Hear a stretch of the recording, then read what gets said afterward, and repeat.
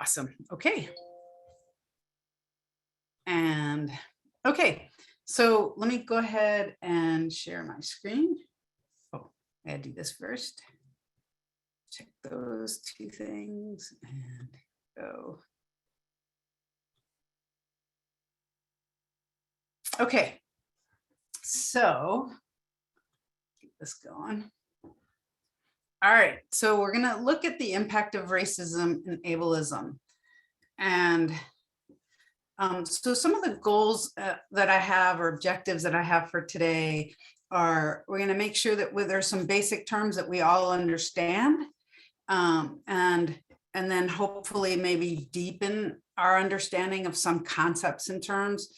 We're going to take a look at why some of these things matter and then explore what you can do. So the why it matters is around the impact, like how this shapes the lives of survivors and what that means for your work.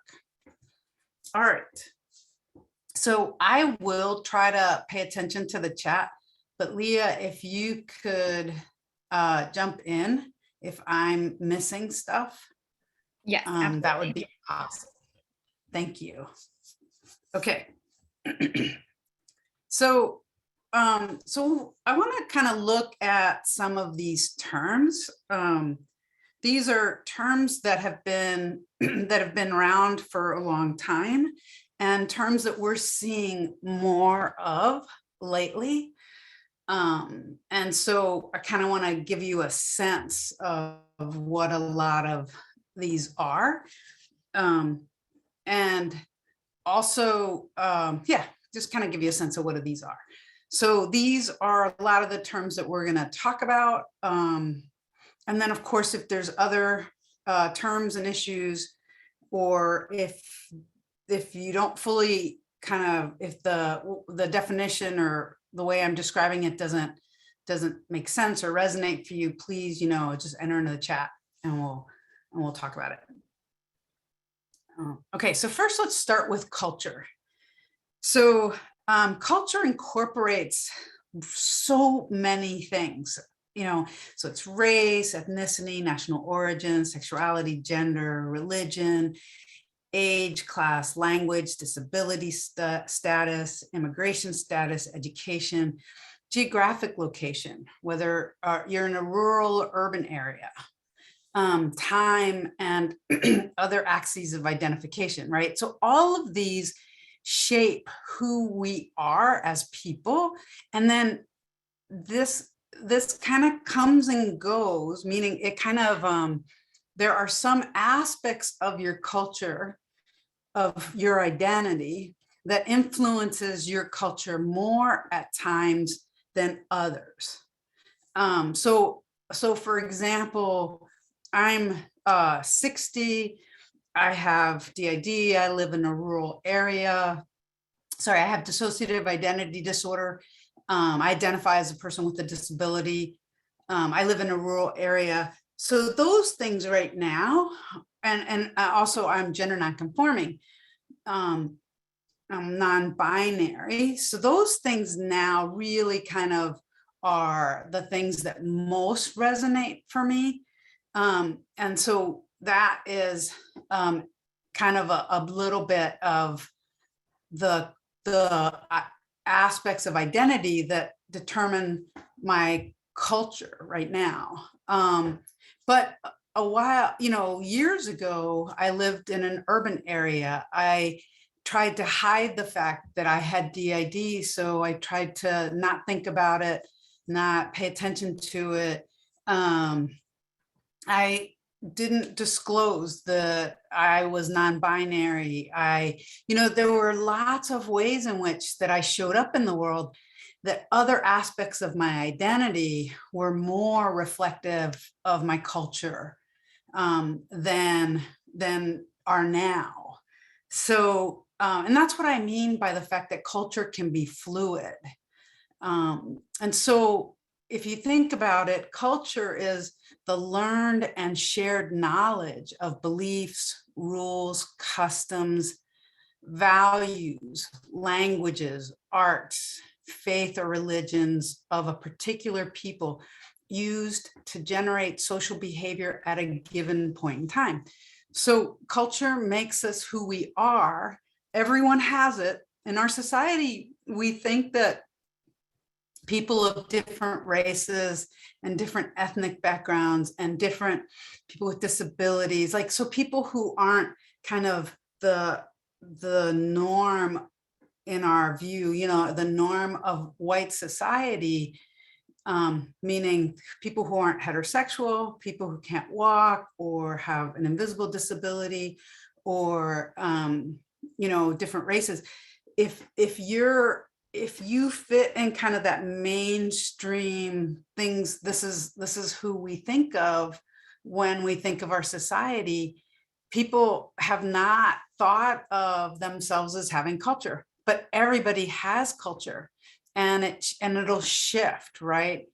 So communities have different cultures influenced by its members, the environment, and the socioeconomic conditions. And this again shifts. So all can shift from one aspect to another because we change over time. So a lot of times we will talk about people who are different than what we consider kind of mainstream norm as having culture, but not talk about ourselves as having culture. In fact, what you see a lot of times is when someone is describing someone, they won't describe that person's race if they're white. That's a kind of an assumption, but they will describe that person's race if they're Black, if they're Indigenous, if they're Asian American, if they're Latino, you know, they'll illustrate that, but they won't say, you know, this white person from the US or this white person from Wisconsin, because that's always assumed. So it's just an interesting thing to pay attention to, because if you don't think you have culture, then the way that you look at things is different than if you are constantly aware of your cultural difference.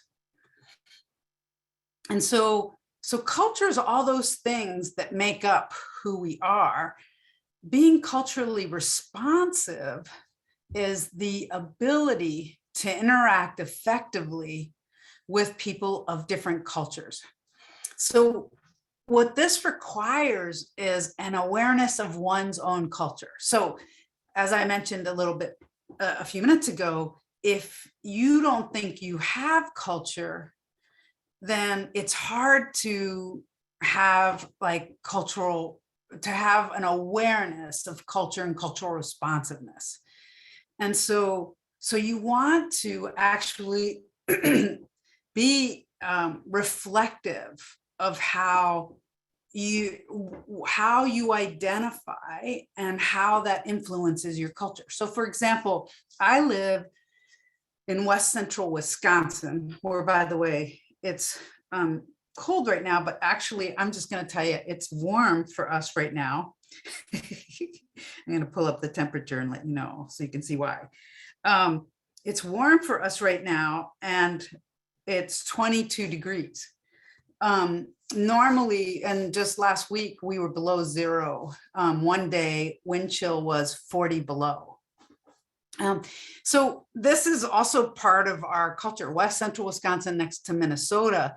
This is part of our culture, the weather, the winters and how we weather them. There's a lot of people that have a lot of pride around really liking cold weather and stuff. So, and then I have all sorts of friends who are white in this area that have really worked to identify their culture. And so they might have Scandinavian ancestry.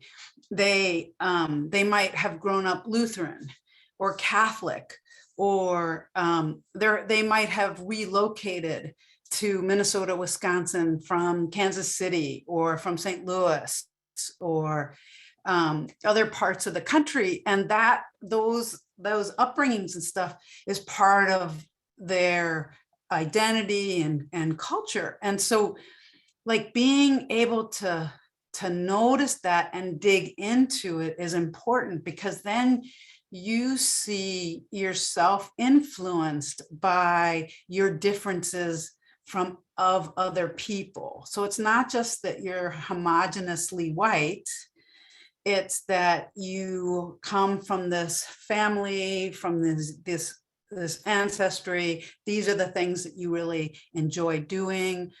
And there's all sorts of differences among people that are white, but in our society, we don't think about that. And I think that's very important for cultural responsiveness, is to check in with yourself. And I'm just curious, if you want to, feel free to enter into the chat.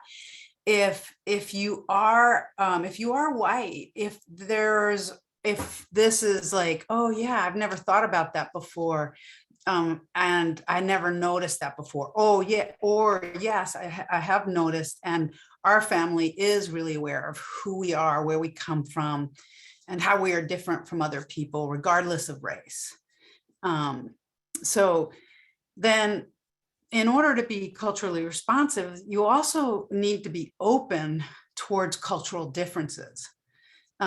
So then, and what I mean by that is, I kind of think about it as being curious, that you are curious. And what I mean by that is not to like ask people to educate you about, whole swaths of society because they are from that culture, but to see the ways in which people are different. So for example, to see the fact that, I have dissociative identity disorder, that I have, that I'm Latinx, that I'm non-binary, to see that with an openness as different from you, but not less than you. And that's what I mean by that.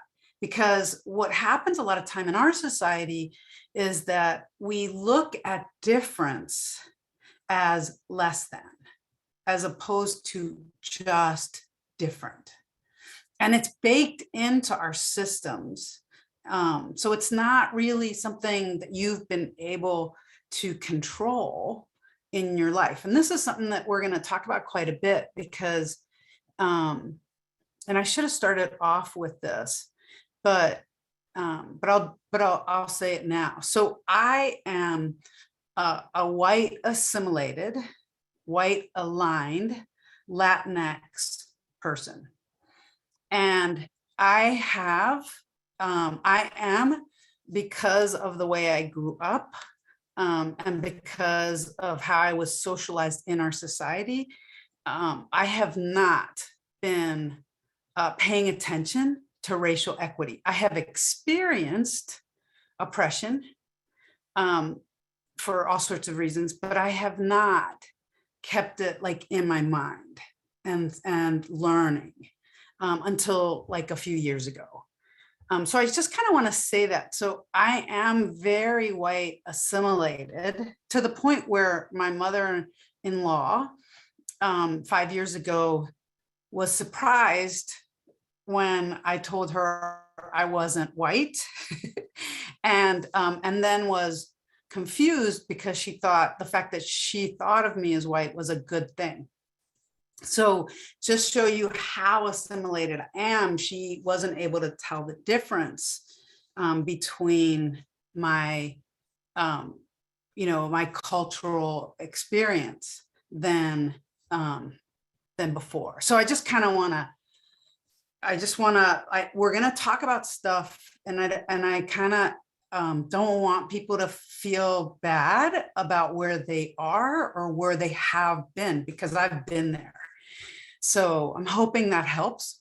The other thing I'm going to talk about is that I have been, for most of my life, ableist, even though I have a disability. And so, and I'm going to just tell you, most of us are. It's the way we are socialized in our society. So, so I'll just say it. I have been racist, in the technical term of racist, and ableist in our society.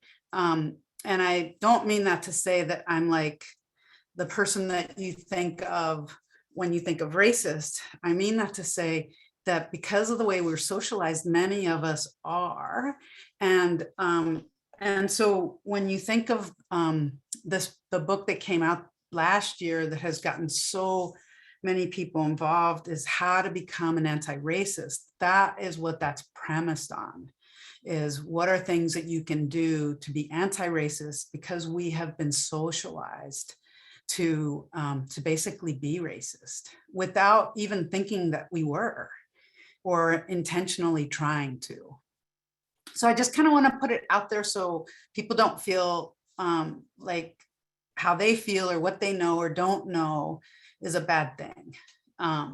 Because I'm 60 and I started on this journey just about 5 years ago. Okay.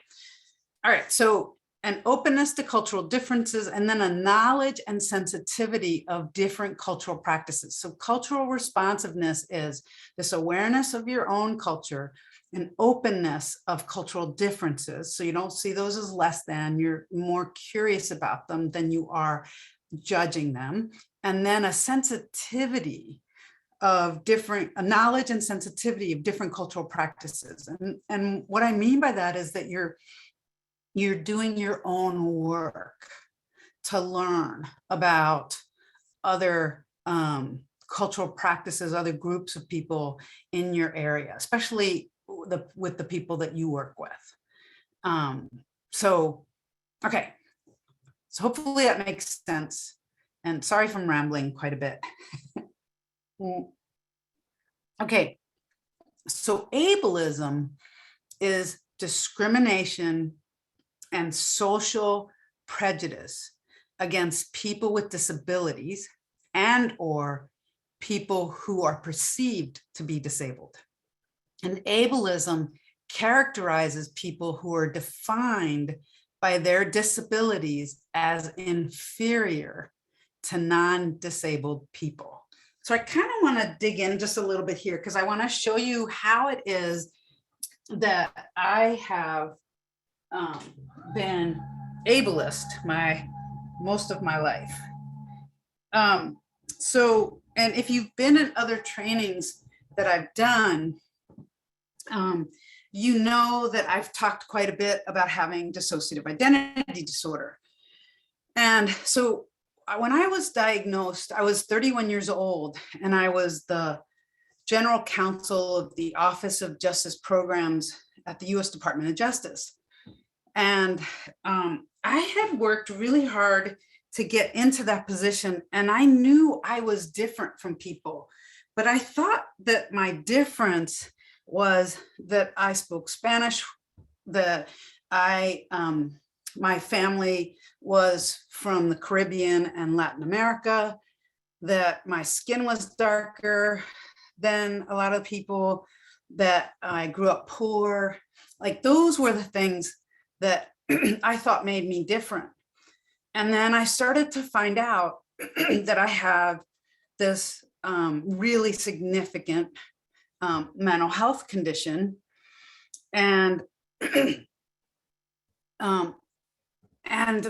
find out that I have probably the most stigmatized mental health disability that there is, which is dissociative identity disorder, which if you haven't heard of it, used to be known as multiple personality disorder.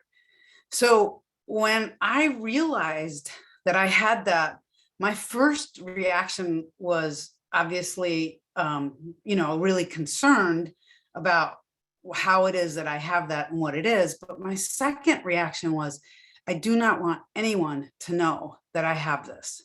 So I was really ashamed of having DID. I was really ashamed that this was another thing that made me different from the people that I went to law school with, from the people that I worked with, from the people that, in my opinion, did not have as many challenges. So And I went from making sure that no one knew that I had DID to now really kind of centering it in my life and work.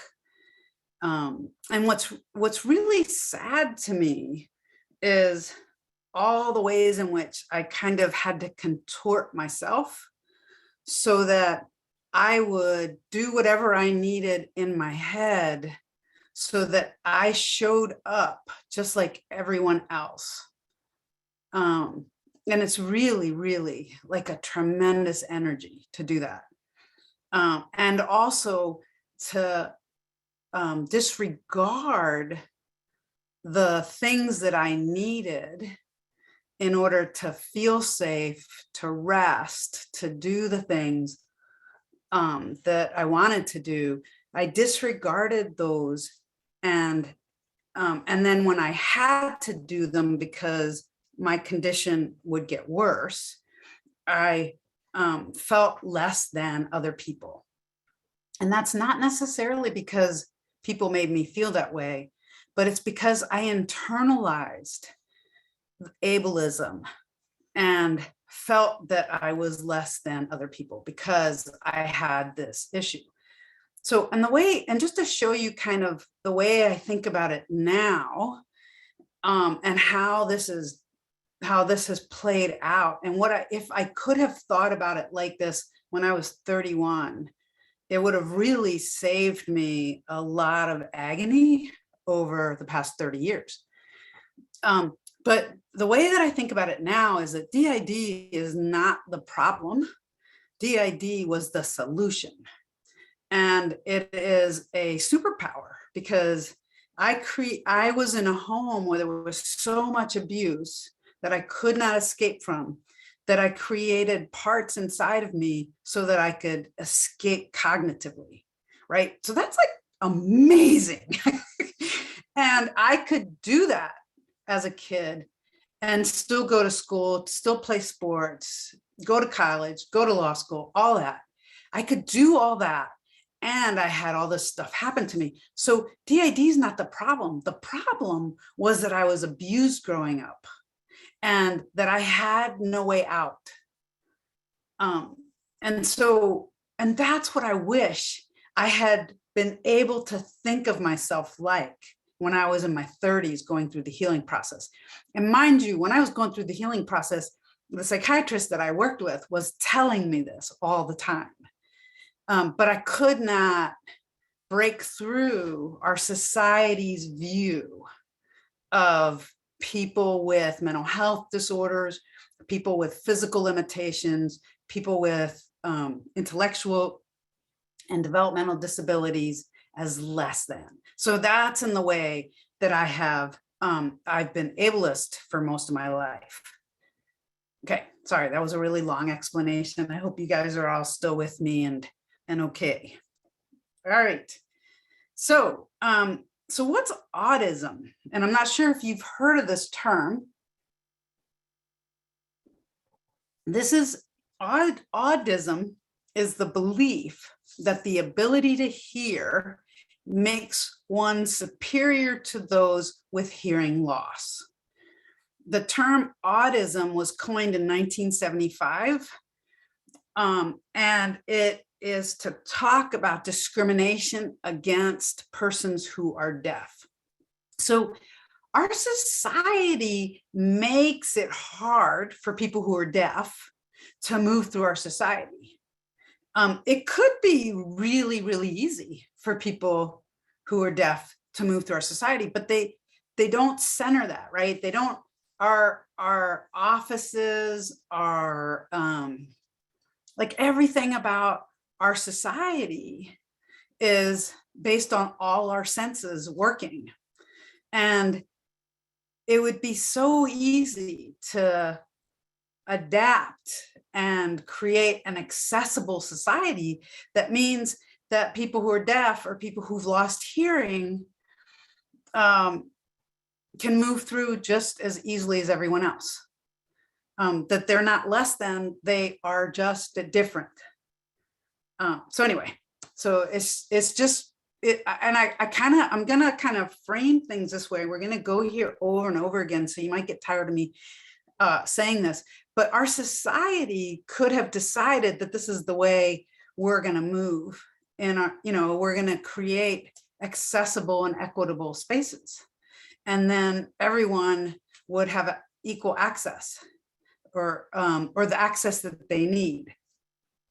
So, but we haven't, because we've centered people who are white, who are physically able, who are heterosexual. We've centered men in particular, and then centered people with resources.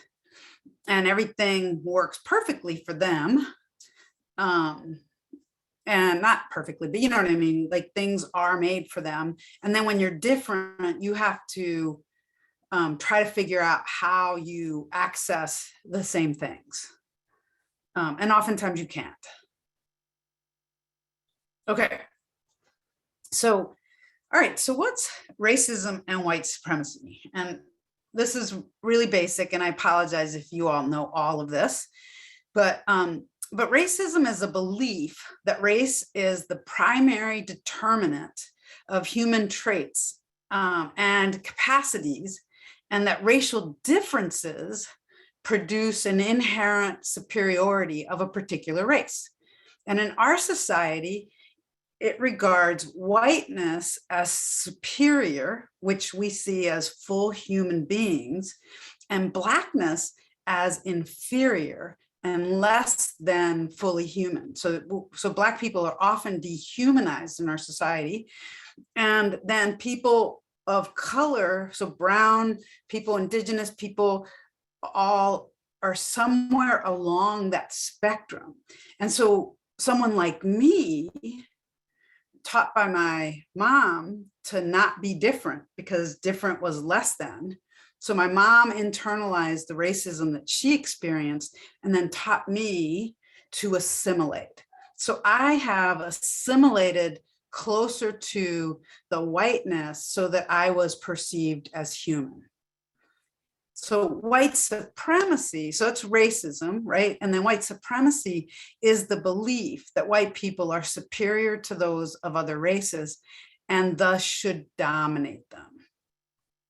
Okay, and there's all sorts of stuff, and I'll get into this later. There's all sorts of stuff that is kind of baked into our society, to our systems, and to our infrastructure that upholds this notion. And so I have, I'm going to send that to you, Leah, so we can have that as a handout, article on white supremacy culture, because you'll see all the ways in which we all work and our society works in that. Awesome. Okay. All right. So I wanted to put this in here because this comes up quite a bit. So what's reverse racism? And you'll see that I have this in quotes because I want you to know that this is actually not real.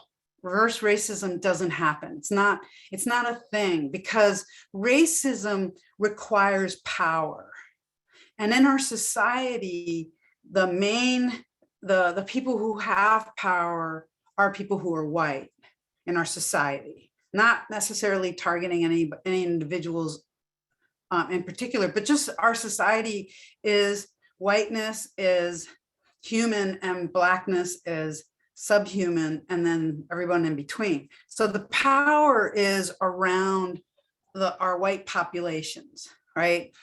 And so reverse racism came up as a counter to affirmative action. So in the 1970s, when we were trying to address the issue of racism in our society, we started trying to figure out, trying to and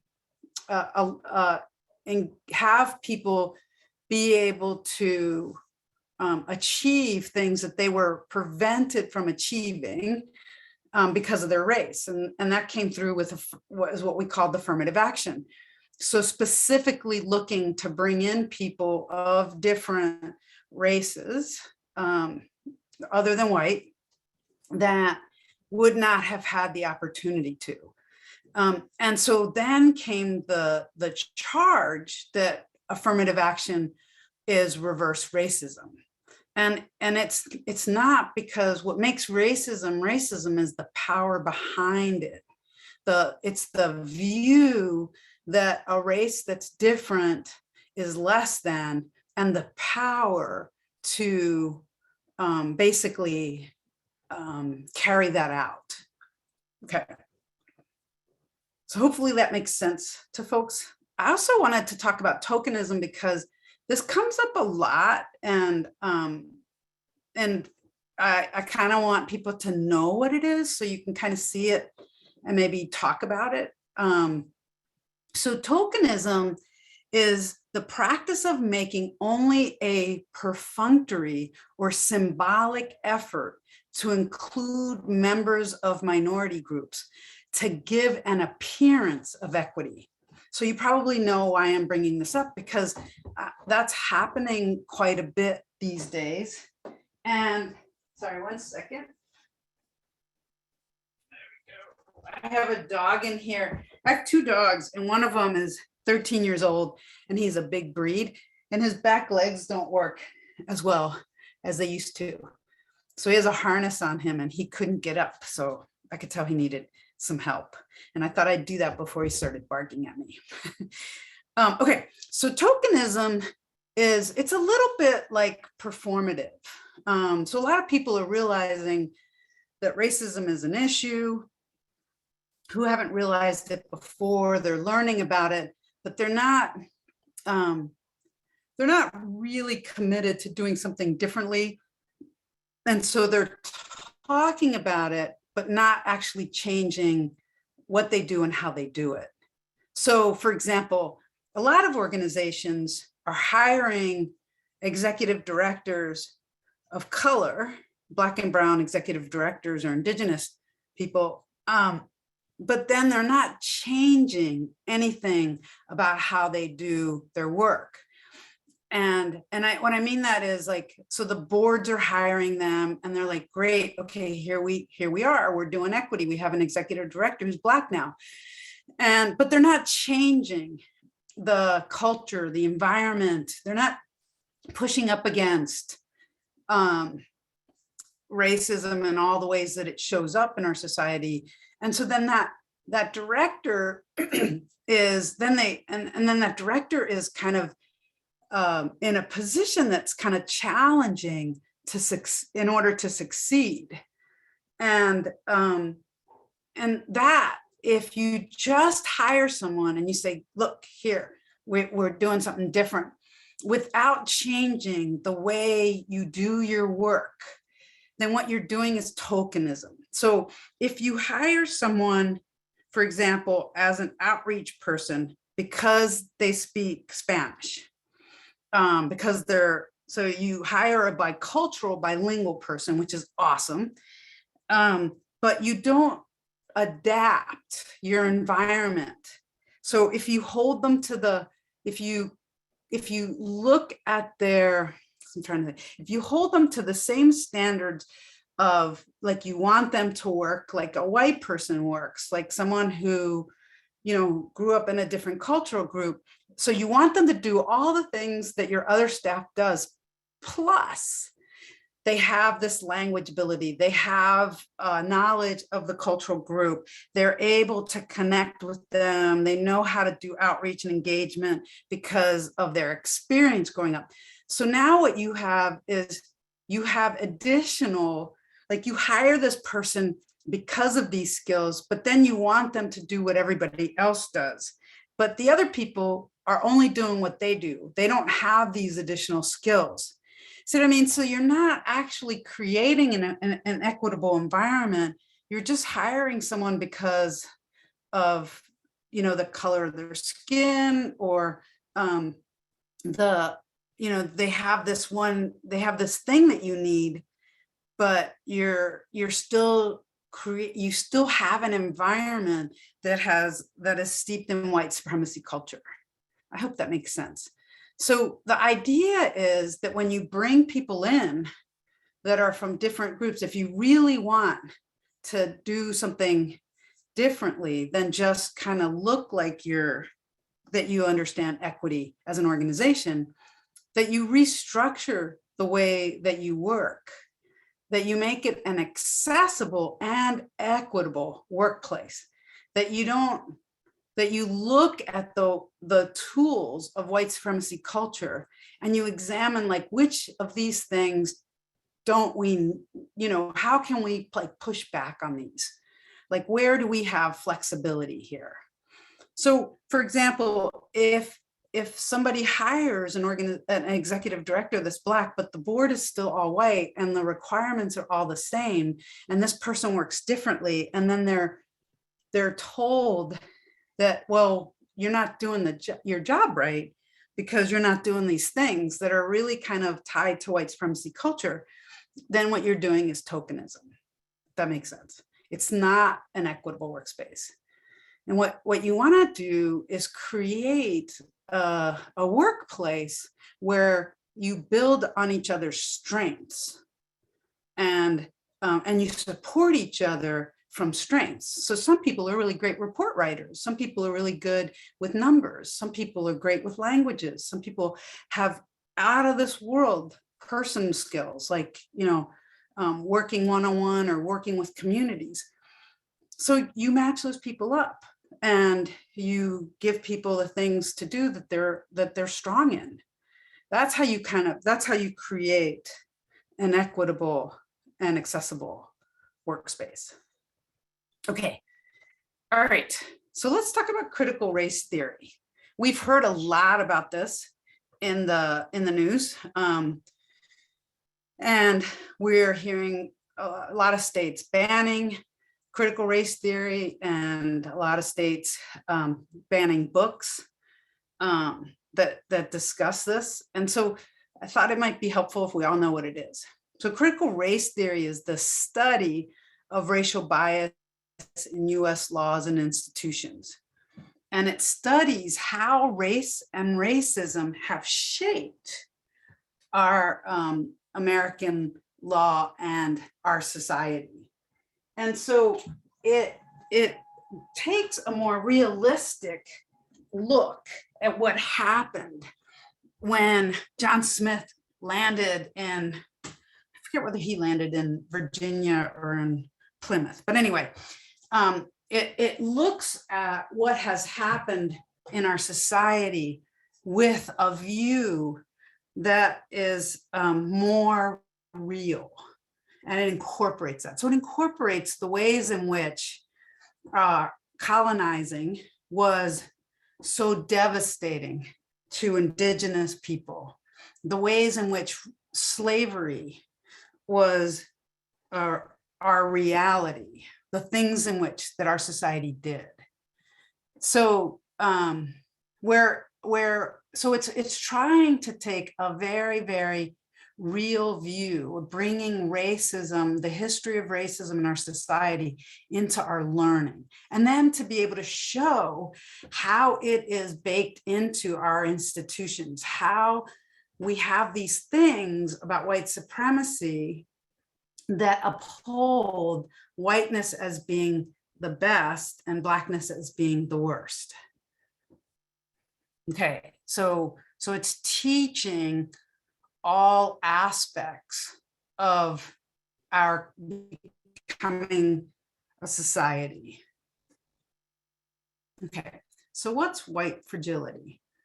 So you may have heard of this because Robin DiAngelo wrote a book called White Fragility, where she was talking about race and racism and the way that some white people respond to it, which, and really honestly, what it is a sense of defensiveness for having, so it's that feeling that when someone tells you that you have white privilege, as that's a bad thing, someone's saying something bad about you, and so then you need to defend it, like it's not your fault, and that's not what you meant, and things like that, right? So it focuses, white fragility is, so it's the defensiveness, and when someone is arguing with someone else, like when white fragility kicks up for someone, and you don't have to be white to have white fragility, by the way. I'm white assimilated, right? So I could do this as well. It's when, if I'm having an argument with someone and I'm focusing on what my intent was and not on what the impact was of what I did or said. So in this situation, really what you want to think about when you're working with someone, or when you're talking with someone about issues of race or racism, your intent really doesn't matter. I mean, it does matter to some extent, but it's the impact of what's happened that is so important to focus on.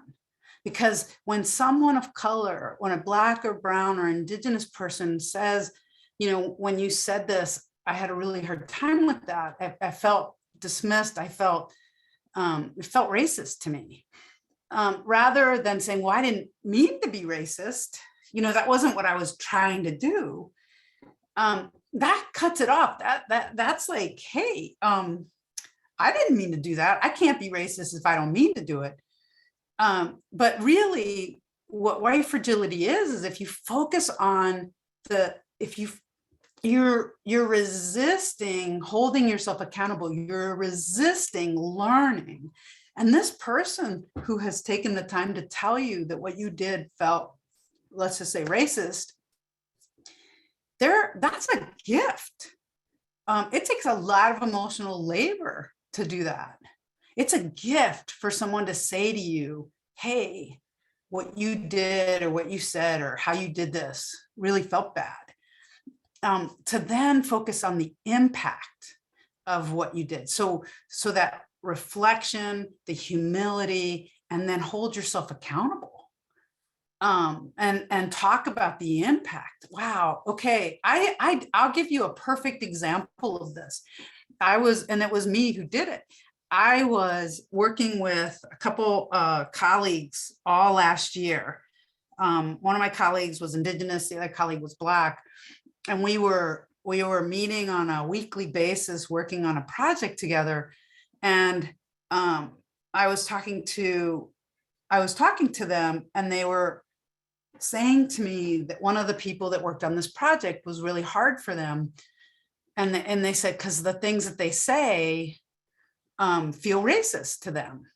And I didn't believe them. I was like, no, that person's not racist. Because I have known this person for a really long time. I didn't believe him. I didn't listen. I totally dismissed their feelings. I totally no, I know better than you do, even though I have not been, you know, I don't have the experiences that they have. I pass in the world. I have a tremendous amount of privilege. And so I realized this months later that I minimized their feelings. I cut off the conversation. And in doing so, I shut it down. Like I couldn't help what they wanted. Like they wanted to do something about it. And I could have been part of that, doing something about it. So I totally hurt them, and then I circled back around and said, hey, you know, when you said this, and I said, oh no, when I dismissed what you knew, because you're an expert at this and I'm not, that sucked. I'm really sorry. I totally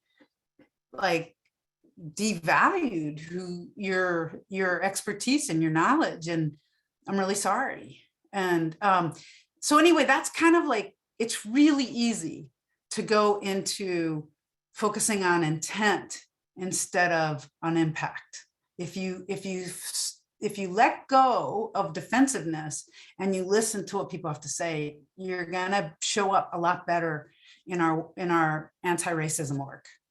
And then the other thing about white fragility is that there's this resistance to exploring our society's racist past and how we are socialized to maintain it. And that's that's just like, that's not us wanting to be racist. That's the way our society has been structured so that we keep the status quo. Like, it's really, everything is set up for us to keep the status quo. And we have to work to change that. So it's not your fault. It's not anybody's fault, any individual's fault for doing this. But it is the reality of our society. So when people are feeling defensive and are resisting exploring this racist past, that's white fragility. Okay, sorry, I feel like I'm talking a huge amount, and I'm hoping that this is resonating for folks and that this is helpful. Okay, diversity. So diversity is the range of human differences, including, but not limited. Oh, thank you so much, Courtney. I really appreciate that. Okay, it's the range of human differences, including, but not limited to race, ethnicity, gender identity, cultural, gender identity, sexual orientation, age, social class, physical ability, or attributes, religious. Also, all the things that make you different, all the things that we talked about early, what makes someone's identities, what plays into their culture, like how you determine culture. That is also what plays into diversity, right? Because you're bringing in different people of different backgrounds, different cultures. So that's what diversity is. Diversity is great. Okay, thank you so much, Sarah. I really appreciate I totally appreciate the comments, because I designed it this way so that you guys, so I didn't put you on the spot, but it also feels a little bit like a black hole, and I'm just kind of going, just talking. Okay. So that's diversity, and that's what we're trying to do, right? We're trying to diversify who works at our organizations, who we serve, and how we serve them. So, okay. All right. Inclusion is the action or state of including. Sorry, I always hate when a definition includes the word, but I could not figure out how to do it. But it's basically bringing in people within a group or structure. And it's not just bringing someone in, because remember tokenism, right? So, but it also means involving and empowering them. So it's not just bringing someone in and you have to do things the way everybody else does them, but it is looking at how we work differently now, or what changes need to happen. It's promoting and sustaining a sense of belonging. So creating an environment, so let's take the hiring example, creating an environment that different people with different backgrounds will feel comfortable in and will feel welcomed in. And then valuing and practicing respect for talents, beliefs, backgrounds, and ways of its members. So like if we take that example again of hiring a bicultural, bilingual advocate, you're hiring that person because they come from this cultural group and they have this language skill. So valuing that. In some cases, if they're doing all the things that everybody else is doing, plus they have the skill, then paying them more for it. There's all sorts of ways that you can create an equitable space. Okay. All right, this is the easiest way, I think, to show what equality, equity, and liberation is. It's such a great meme. So, and I think it just kind of like, there's no, like, I couldn't describe this really. I was trying to figure out how, but I couldn't really describe it. So it's really removing the barriers. So if you go back to autism and ableism, if we created an accessible society, right? So, which is, I mean, we're such a rich nation, and we are so smart that this isn't hard to do. It's just that then everybody has access, and everything is baked in to prevent that. So anyway, so this is basically what we're striving for, is liberation. Our road to get there is through equity. Okay. All right, so systemic and structural racism and ableism. Okay, so this is the heart of what's going on in our society and what has been happening in our society. So it's not about individual people being racist. It's about the fact that our society has racism built in. So it's a system in which public policies, institutional practices, cultural representations, and other norms work in various, often reinforcing ways to perpetuate racial and ableist inequity. It's structural racism and ableism is not something that a few people or a few institutions choose to practice. It is a feature of social, economic, and political systems in which we all exist. So white people without a disability can't opt out. You're in it. So you might not like the fact that our society holds up whiteness as the best and blackness as the worst. You might not like that, but you can't opt out of it because you benefit from it. So it's not your fault. The question is, do you want to do something about it? And that's kind of like when I think about privilege, and I think about white privilege in particular, because it has become such a tainted and tense, controversial term. It's not, and I mean, I have privilege because, you know, I speak English, I'm assimilated, I have immigration status, I have an invisible disability, so I don't appear as someone who is disabled. There's so many ways. I'm well resourced now. There's so many ways in which I have privilege. So the question was for me, when I realized this, is I can't opt out of it, but can I do something about it? Can I do something with my privilege?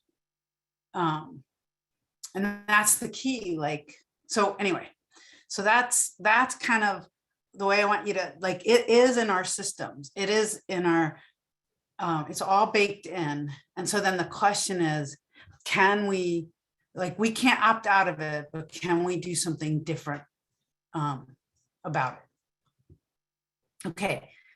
So then institutional racism are the policies and practices within and across institutions that intentionally or not intentionally produce outcomes that chronically favor or advantage one racial group over another racial group. And this is what is happening in our society based on race. Okay, now institutional ableism are the policies and practices within and across institutions, intentionally or not, that produce outcomes that chronically favor or advantage those without disabilities over those with disabilities. And this is by not creating accessible spaces. We then advantage people without disabilities. Okay, so I'm gonna stop there, and I'd like us to take a 5-minute break. I know it's an hour later there, so I'm not sure if you're still on coffee, but if you are, go get another cup of coffee. I'm gonna go get another cup of coffee, and then we'll come back at 10:05 my time, 11:05 your time, and we'll pick up from here. And do you want to pause the recording, Leah?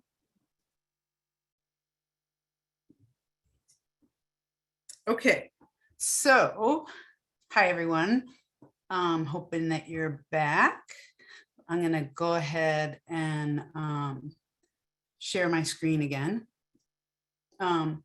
So I'm going to go through just a few more terms, and then I want to get into the impact. And I have a couple of videos that I want to show you. So let me go back to. Okay. So we're just going to spend a couple minutes talking about privilege because we spent a lot of time talking about privilege. So I want you to kind of separate yourself from the word and all the emotion that's come behind it, just to understand what people are saying, that what privilege really is. So privilege is a special right, advantage, or immunity granted or available only to a particular group. It grants a person the ability to move through the world without worrying about their ability to access or achieve what they need.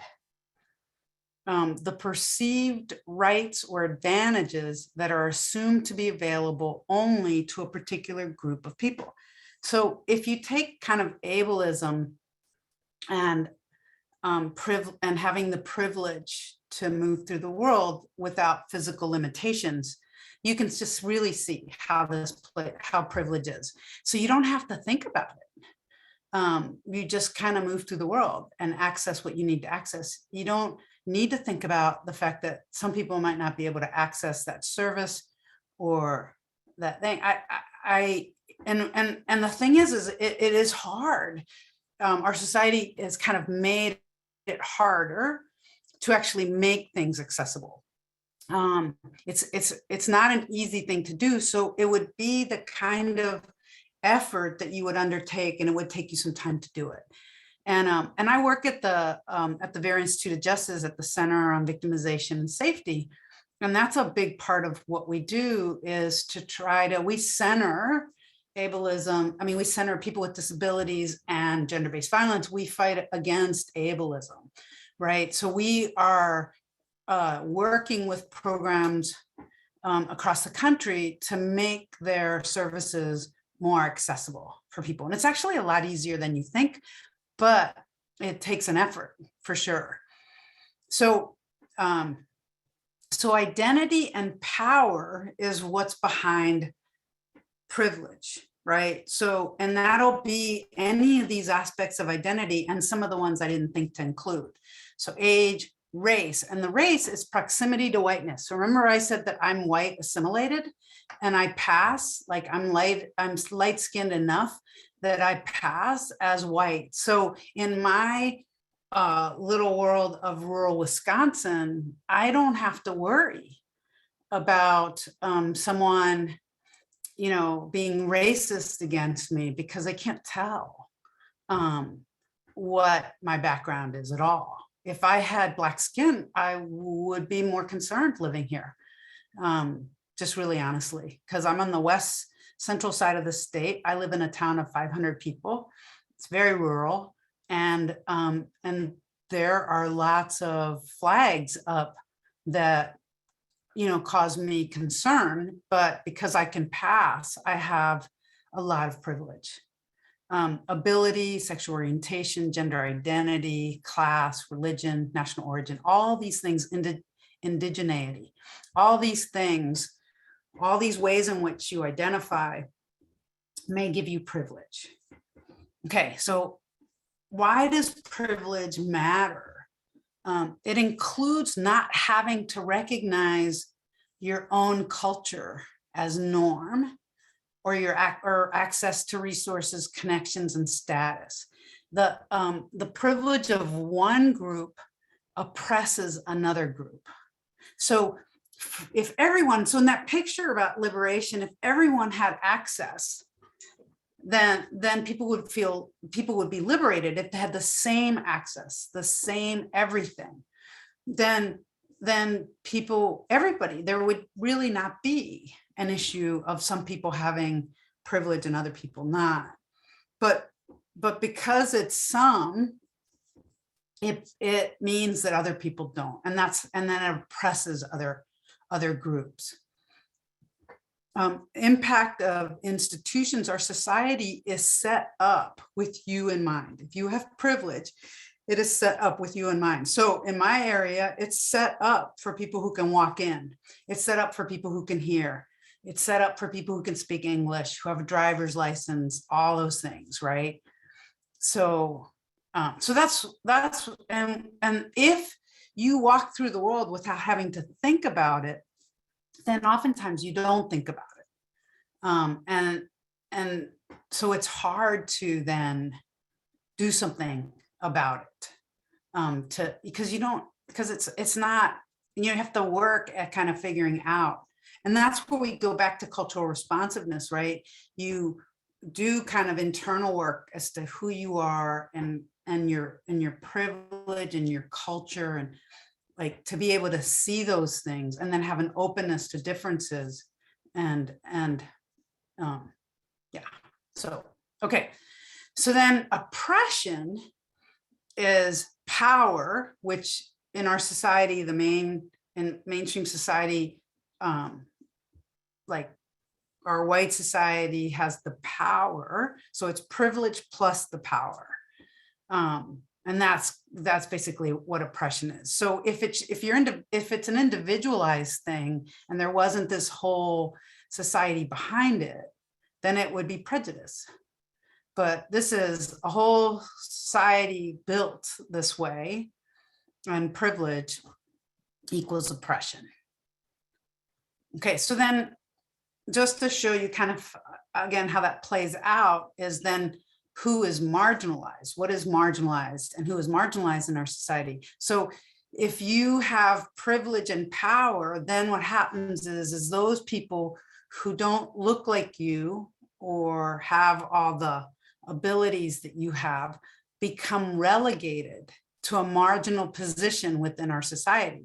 They're treated as insignificant or peripheral.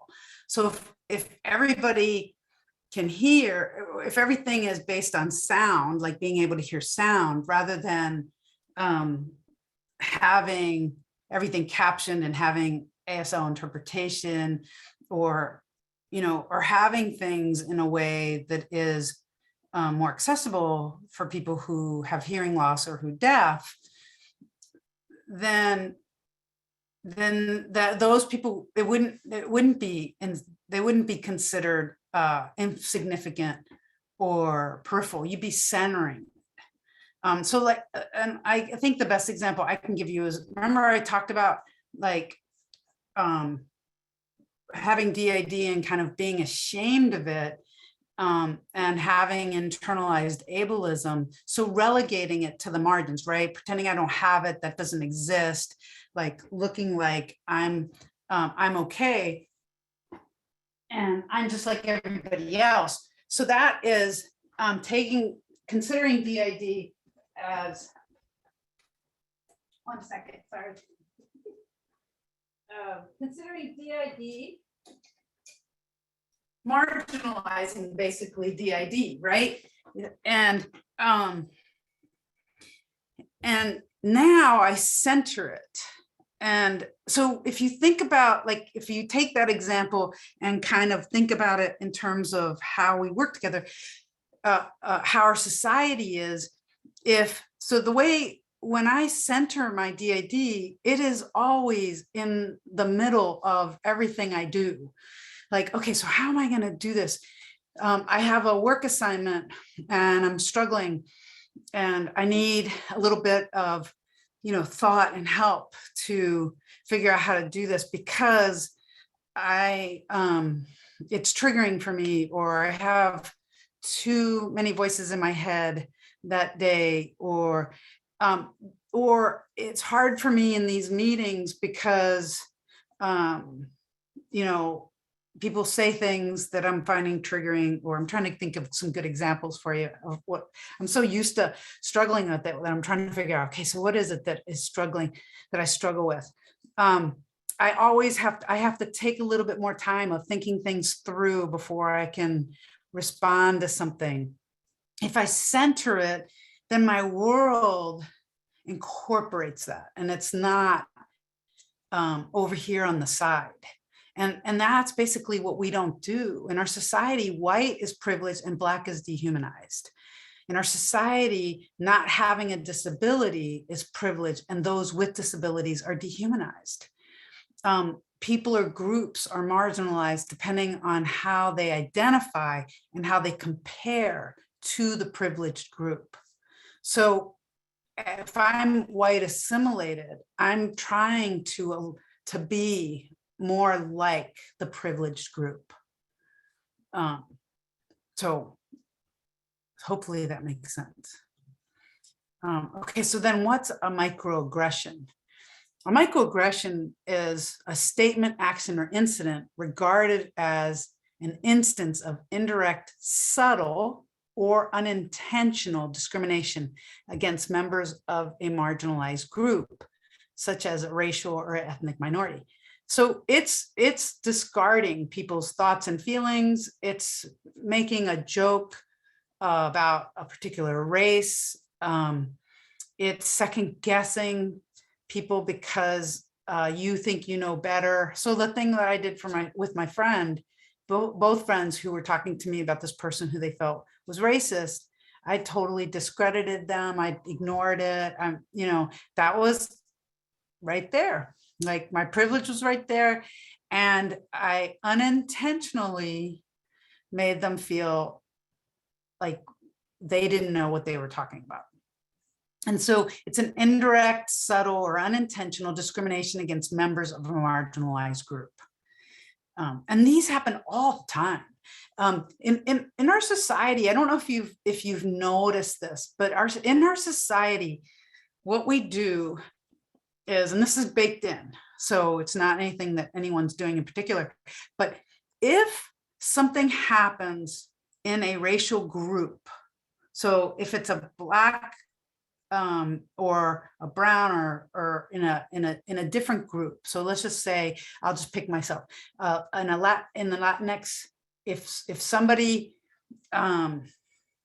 does something, like let's say there's a mass shooting and the person was a Latino, then the discussions in our society become about all Latinos or a lot of Latinos, like new immigrants, and we paint them with a brush of problem. Like it's the issue, the incident is generalized across the group. But when something happens that involves a white person and a white man in particular, like a mass shooting, it's individualized. It's a mental health issue. It's a disability issue. It's the courts were after him issue. And the whole, we don't talk about it as a society response. That happens all the time. And I don't know if you've noticed that, and that's intentional. I mean, that was done a long time ago.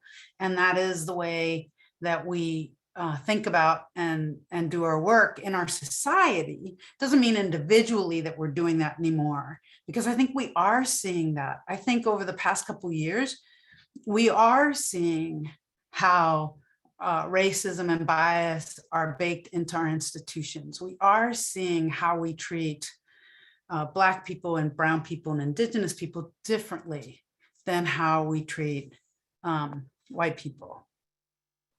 So a big part of doing anti-racist work is doing it from within. So, and what I mean by that is, so like thinking about the kinds of things that I'm raising, reading and listening to some of the podcasts and reading some of the books, and thinking about how that has shown up in your life.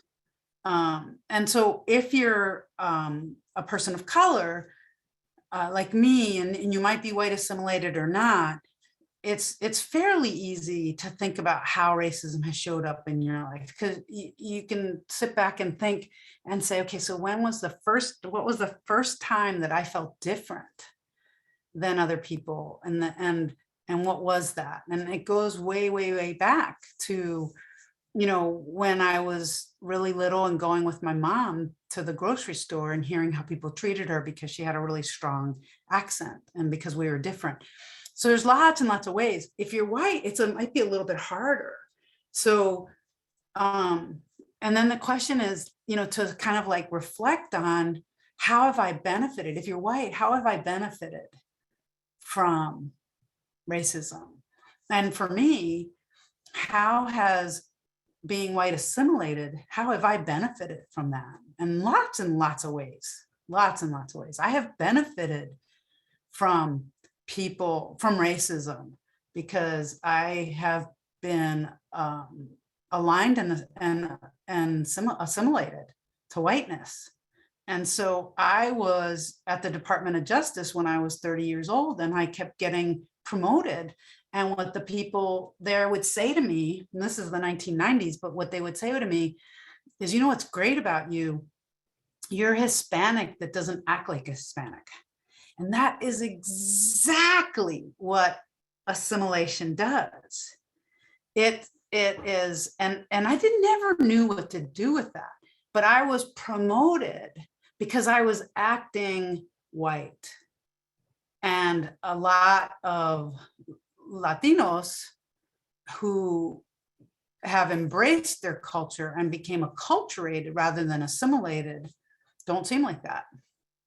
So anyway, so the cost of not doing the work from within, so if I had never started thinking about my role and how I've benefited and where I've seen racism and how I aligned myself with whiteness, if I had never done that work, then I would be talking as if these things were happening, but not actually changing the way that I move through the world, not actually changing what I do and how I do it.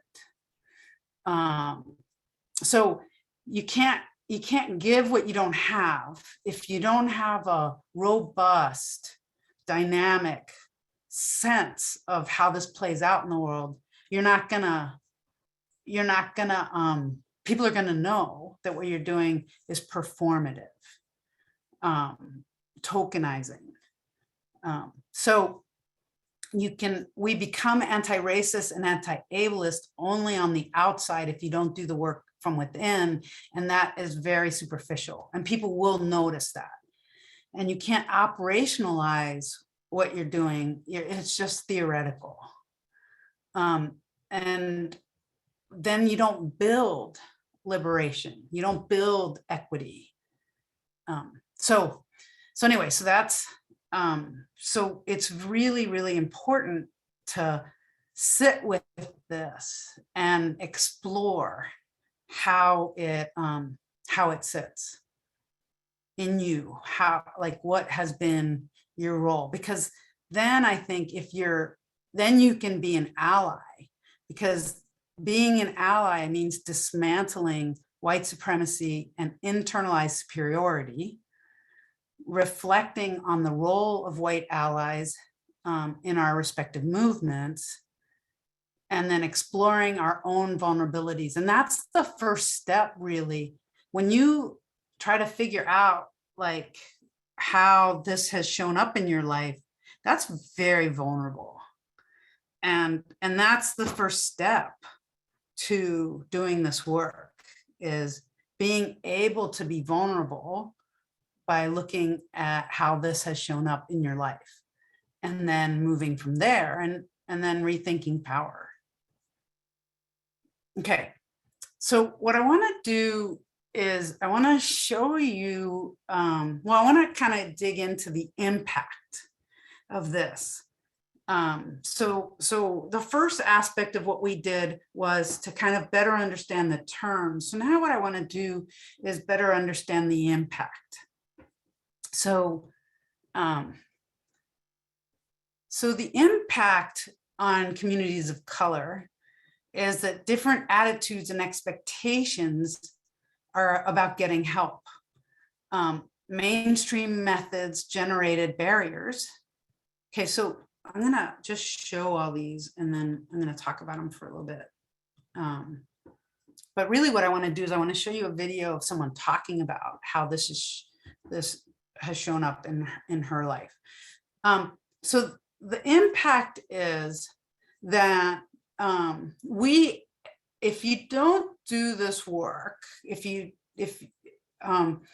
don't understand then how racism and ableism then impacts communities of color and people with disabilities and affects whether they can get help, whether they can access your services. It also, if you do this work, you're going to be much better at helping them achieve safety and healing and well-being. So because racism and oppression and ableism impacts people, whether they can articulate it to you or not, they're not going to have the same feelings about the things that we have set up in our society as safety. And so the things that, and so for example, Black and Brown communities have not always been responded to well by the police. And we've seen that over the past few years in really obvious ways. Same thing with people with disabilities. Half the people shot by police over the past year have been people with disabilities and people of color with disabilities. So having a police response doesn't really work for them. Mainstream methods then, because they rely so much on systems, and this is the same with child welfare, all these system responses actually generate barriers for people because this is all we have. And so they can't access it if it's going to be dangerous for them or their community. So biases leave them with few options. They mistrust mainstream, and they mistrust mainstream because people don't understand their experiences. They minimize them, they discredit them, right? Like I did with my friend. There's an overrepresentation of white people in positions of leadership with real decision-making power who do not understand the experiences of people of color. So the systems are all set up to be mainstream.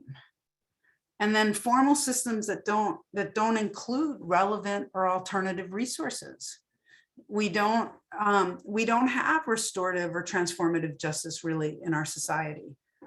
And then there's structural and institutional racism, and this all plays in to whether they're going to access your services, whether they can ask for help. So many people do not ever reach out to programs because they don't see them as actually helpful. So the one thing that kind of stood out for me as an example of this is in 2017, the CDC released a study around domestic violence homicides. And what it showed was that we had made really big progress in limiting, reducing deaths against women in domestic violence homicides. But when you look at the breakdown, it's actually white women that we have reduced homicides. In that study, Black and Indigenous women were killed at 3 times the rate that white women were killed. So we actually, our responses are working for white women, but not for Black and Indigenous women. And so then to show you kind of how this plays out, when coalitions release their homicide report and they show this distinction, and I've looked at, I want to say like a half dozen Coalition reports on this, what they say as a recommendation is that we should focus our responses to those communities. So it's more like, let's do better community coordinated response for these communities. So it's not saying, you know what, we're just like, this works and let's just focus it better in these communities. They're not recognizing the fact that this doesn't work for all communities. So I find that really a really great example of how racism plays out in our society. And I'm not even talking about ableism at this point, because what we know around people with disabilities is people with disabilities are 3 times more likely to be victimized than someone without a disability. And they are only about 10% of all of the people with disabilities that are victimized. Only 10% ever try to get help. And when they do, the services or the responses are wholly inadequate. So we have a lot of work to do in the sense of trying to make our services meaningful, accessible, and equitable. Okay, so I want to show you this video. I love this person. So let me give you a little bit of context for this video. So it was part of my work at the Vera Institute of Justice, a Center on Victimization and Safety. Sorry, I always forget our name. I facilitate a group of Black and Brown people with disabilities. It's such an honor to do this too. And it's a wonderful, wonderful group. Anyway, in that group, we developed a few videos to talk about the impact of racism and ableism. So this first video is, and she'll introduce herself in the video. So is a little bit longer. And I want to show you, I'm not going to show you all of it, but I want to show you about 13 minutes of it. Because her analysis of racism and ableism is really amazing. And so this is Sierra, who works for the Indiana Coalition Against Domestic Violence and focuses a lot of work on prevention and working around disability issues, disability justice issues. So I'm going to go ahead and show you, and then I'll stop it when we get to when we're done. So it won't be the whole thing. Okay, so hopefully the sound and everything will work out. Hey, Michuksas. Hello, my name is Sierra Olivia Thomas Williams, and I am a fat Miwok Asa. That is the word for the status of woman that is earned. And I use she and her pronouns. I am cisgender, and that means I identify with the gender that was assigned to me. I belong to the El Dorado Band of Miwoks from now California. Our tribe is called Miwok of the El Dorado Rancheria, and El Dorado translates as golden. So these are the Golden Hills and one of the sites of the California Gold Rush, which decimated our people. So my relations steward the North Fork of the Cosumnes River. And Cosumnes means salmon people. I have black-brown hair that is on the sides turning a lovely white. Right now I'm wearing a red sleeveless shirt with ruffles, and I'm joining you from my living room. I have windows to my left shoulder, and there's a yellow wall behind me with one of my favorite posters by Eddie Vedder. I am a queer person with mental health or cognitive disabilities. I'm a mother of twins, young adult people with disabilities. I'm also a mother to my dog Poppy and my BFF Maximum Cat. But I'm also a sister, and I'm a daughter, I'm an aunt, I'm a cousin, I'm a niece, I'm a mentor, I'm a teacher, I'm an elder, and I'm a human. And I am many ways of being and always in relation to others. I love gardening. I have a full flower garden with medicinal and food plants. And I'm a survivor of a lifelong of violence. I have experienced childhood sexual abuse, youth violence, intimate partner violence, sexual violence, and I have survived multiple attempts at suicide.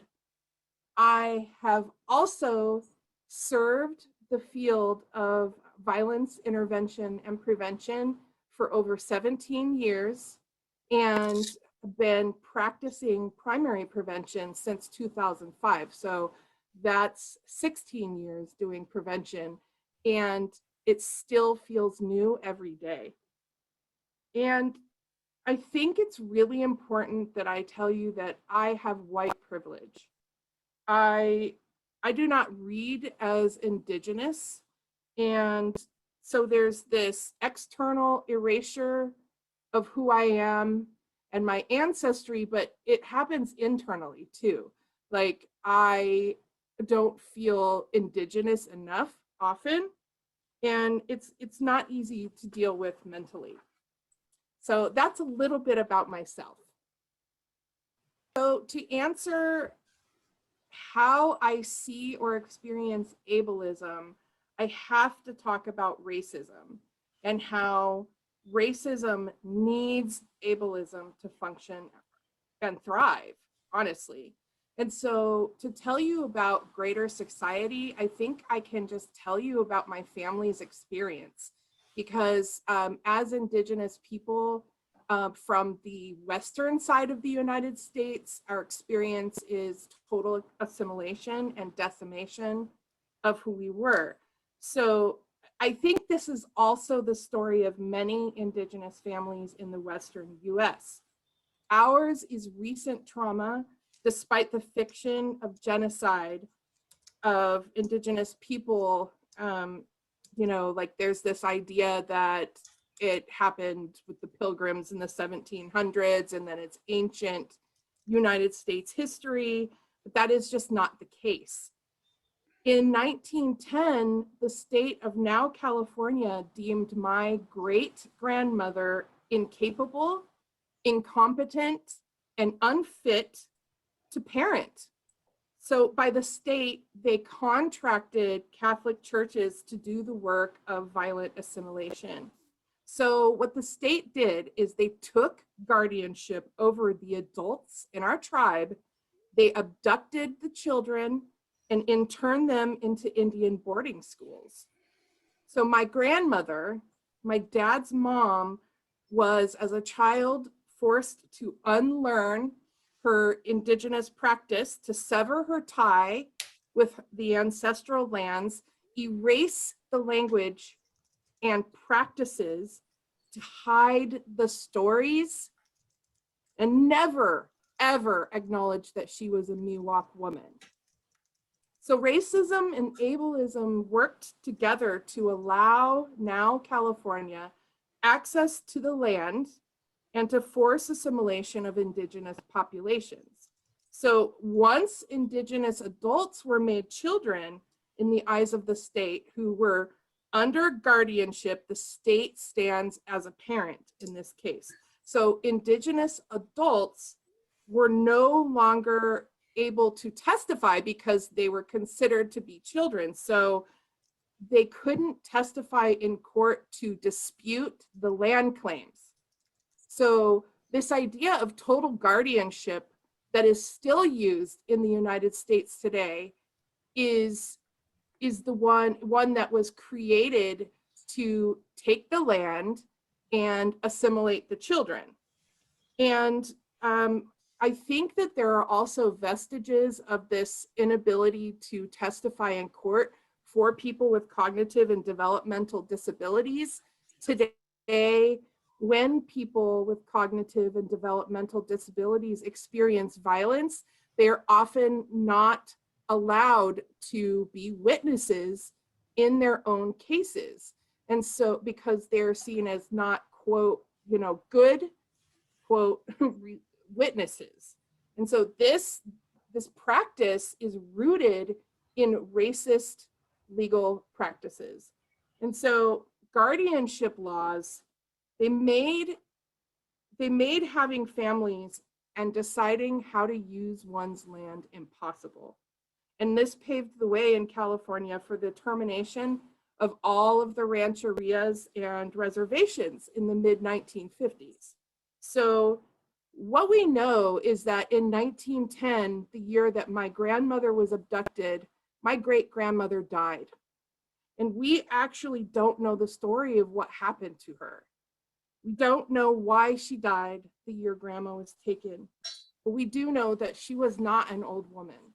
So this wasn't likely a natural death. We actually have pictures of great grandma with grandma, and they are lovely, loving, caring pictures of two people in relationship with each other. There was nothing to indicate that my great grandmother did not have the capacity or capability to raise a family. But now California decided that the people in my tribe became children. So I want to be very clear and direct about this. This was an act of genocide. This was a direct act of oppression of indigenous people and communities in now California. And this is not ancient history. I spent a lot of time with my grandma in my youth and my teens. The consequences of all of this are still felt today. They are disabling and they're violent and they're deeply traumatic. And so what I see, the results of this traumatic, violent, racist, ableist past is incredibly creative, people who have fortitude, and I see the resilience of my umne, my people, because we have to be. And I see negative health outcomes that last generations. So as a result of all of this early trauma, my family has experienced deep poverty, loss of land to the state, housing insecurity, hunger, heart attacks, heart disease, stroke, cancer, obesity, kidney and gall problems, liver disease, and addiction and alcoholism. And we do not talk about all of the violence. We have a very high suicide rate among the men in the tribe. There's domestic violence, there's sexual violence, and there's youth violence, and we don't address it and we don't talk about it. And I think, well, my dad became disabled in his early 20s, and this denial of trauma and denial of problems extended into his life. Like, he never admitted that he was disabled, and he acted like he wasn't, essentially, and he hurt himself over and over and over. And this led to early death, and early death happens in my tribe. In fact, my cousin, who is the same age as me, I'm 46, we are the eldest in our bloodline. We have lots of cousins and aunties and uncles who share relation with grandma, but it is sobering and devastating to be the eldest in the bloodline, because it just doesn't seem like there's enough knowledge there. There's no elders in our bloodline available to us anymore. And I really miss my dad. So ultimately, what I see is that this violence causes poor health across generations. And this is state perpetuated violence and ableism, and it contributes to temporary and permanent disability and death across generations, and not just in my family. I know that this happens to a lot of Indigenous families. Okay, I'm going to stop it there. I'm going to stop share for a second. So I love this video.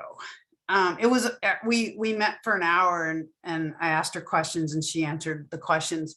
And I want to show how brilliantly she lays out the impact on families. So she takes the events that have framed really our country, colonization, right? And shows very clearly the tools that were used through racism and ableism to take land and to take kids and put them in boarding schools. So this kind of tells you a little bit about what's behind the fact that so many kids were taken away, and so many Native kids were taken away from their families and put into boarding schools to force assimilation. And now some of the things that we're hearing are the things that happened in those boarding schools. How many kids have died, sexual abuse that happened. And then you see her tie all of this. So making the point that this was still happening from the 1910s until the 1950s, and then still stuff's happening. And then ties all of this to today's practices and to its impact on the physical and mental health of people in tribal lands. And then I want to kind of tie again a couple different things. So we talked about critical race theory and the fact that people are really standing up against that, trying to get, like going to school boards and trying to get school boards to vote against having it, banning books, all that kind of stuff. So what she's done is basically a critical race theory, and showing you how that all plays out. What happens typically in our society is we erase all that stuff. We erase the things that happened and we gloss over it. And what we have done is glorify and romanticize the founding of our country, the move westward, and how we've added all these states and how we became basically the United States, right? We've kind of glorified that, and then we see the results of the trauma that that people have experienced because of oppression. Okay, and the results are coping mechanisms that may lead to health issues and also direct lead to health issues. Like, so not necessarily coping mechanisms, but just health issues because of the trauma, the impact.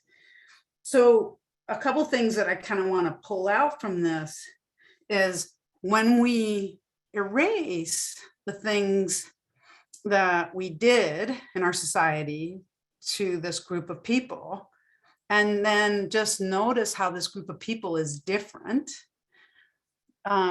we then generalize the differences as being part of their culture, right? So, and things that she talked about, the violence that happens in Native communities, the health issues that people have in Native communities. And so what happens is we we are pointed to things that people do in these communities, and we generalize it as a problem about that culture without connecting it back to the actions that were taken against that group of people.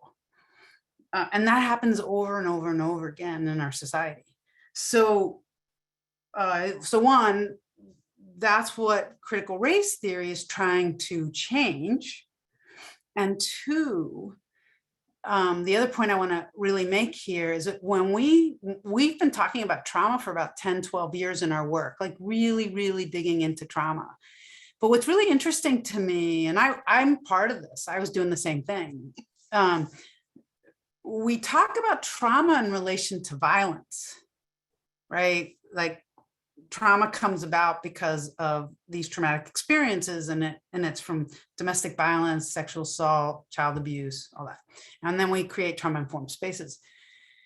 So what we don't talk about is the trauma that comes from oppression, the trauma that comes from colonization, the trauma that comes from slavery. So we don't talk about that, but we see the behaviors that come out of that. We see the coping mechanisms that people have relied on for generations. We see the impact of poverty, of alcoholism, of drug addiction. We see all of that. And we blame those people for it, rather than centering this is a result of this thing that we did to them. So I really wanted to point that out because she does that really, really beautifully. Yeah, it was just, and I still get goosebumps whenever I hear that. And what I want to do, I want to show you the rest of this video. I think it's about 10 more minutes. I want to show it to you because I love, so the question that I asked her is, what does she want people to know about people with disabilities? So I want to show you this, and then kind of close it up, and then we'll take a break, a 5-minute break. Okay, so let me go back to sharing my screen.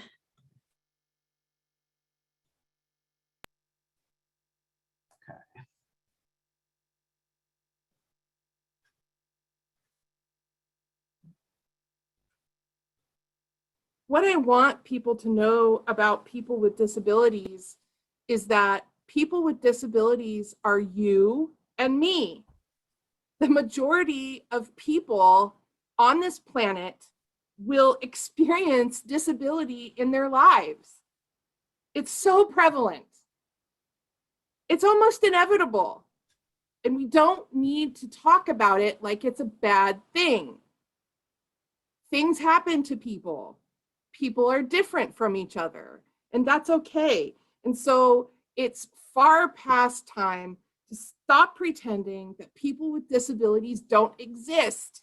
And it's far past time to end stigma around disability. I want people with disabilities to talk about their disabilities in public. Let's talk about it at work. Let's be honest with each other. People with disabilities are also at people with disabilities experience a magnification of risks for violence due to the presence of overlapping social problems like isolation or poverty or negative social norms or the lack of access to education and sexuality education, lack of access of knowledge about one's body and what it can do. We have lack of meaningful employment for people with disabilities, and all of these things increase the risk for violence, victimization, and perpetration. So among women with disabilities, among women with cognitive and developmental disabilities, the prevalence rate for sexual violence is between 65% and 98% a lifetime prevalence. So this is too near 100% of women who experience sexual violence. And they're experiencing this violence at the hand of caregivers and peers. And we know this, but states and federal governments do not heavily invest in people with disabilities for prevention funding. They don't collect data. And if they do, they don't analyze the data. So we don't have information that demonstrates that there is a real problem in the United States with violence against people with disabilities. This makes getting funding harder. This makes doing the work harder. Disabled people of color need to be at the forefront of the anti-violence movement and within leadership in organizations. Okay, so I love her analysis of what she wants people to know about people with disabilities. And it's true, like there are so many people who are actually disabled who don't know that they're disabled, right? Who don't identify as that, or who have done what I've done, which is internalized ableism. And we're all going to be that way at some point if we grow older. And if we live a long life, we are going to have disabilities. So it's really, I love this. And this is really kind of what I think of when I see people now at the intersection of race and disability, are really amazing people who have been marginalized for most of their lives.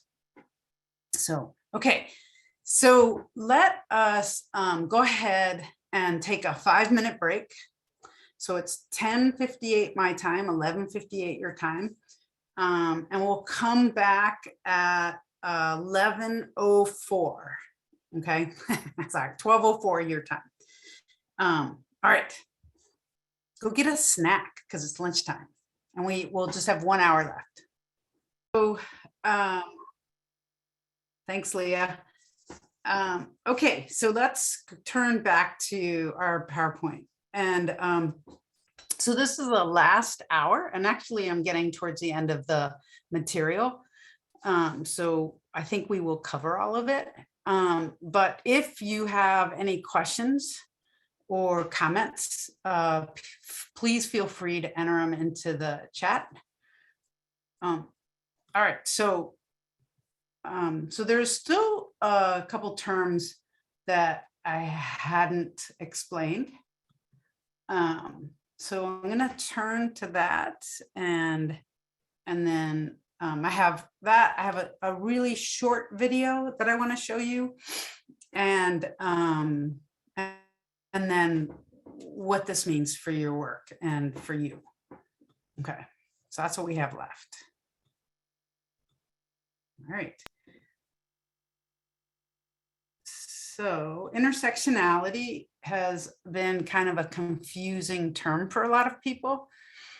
And so hopefully this will be helpful. So intersectionality was coined by Kimberly Crenshaw. And it describes the, whoops, went too fast on that. It describes the experience of people who had multiple oppressions simultaneously.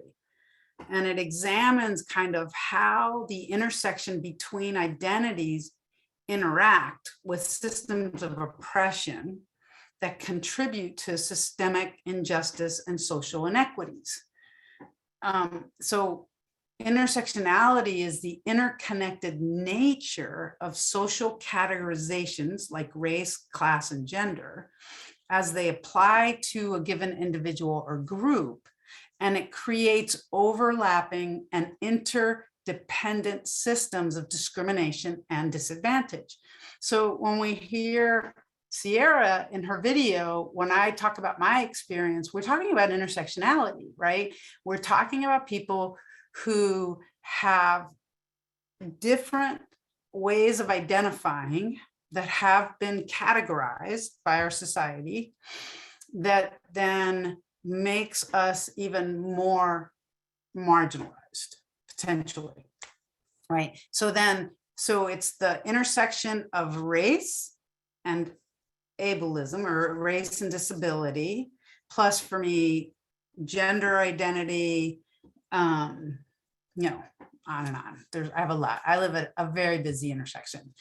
And so the way the way Kimberly Crenshaw kind of raised this was, there was this was years ago in the 1970s, a car dealer hired people, and men could do certain jobs, women could do other jobs, but there was still discrimination. So when a Black woman applied for a job that a white woman could do, she was discriminated against because she was Black. And she couldn't apply for the job that men could do because she was white. I mean, because she wasn't a man. So the issue there is that she's being discriminated against by two intersecting identities: the fact that she was a woman and that she was Black. So I don't know if that's helpful, but it's the ways in which that oppression shows up against someone in multiple ways. And it allows us to look at that intersectionality, and the notion of intersectionality allows us to look at how the ways that we identify come together, and then how oppression fits in. And so that's really all the term intersectionality is about. It's just kind of describing this experience of multiple oppressions that one person can experience. Okay.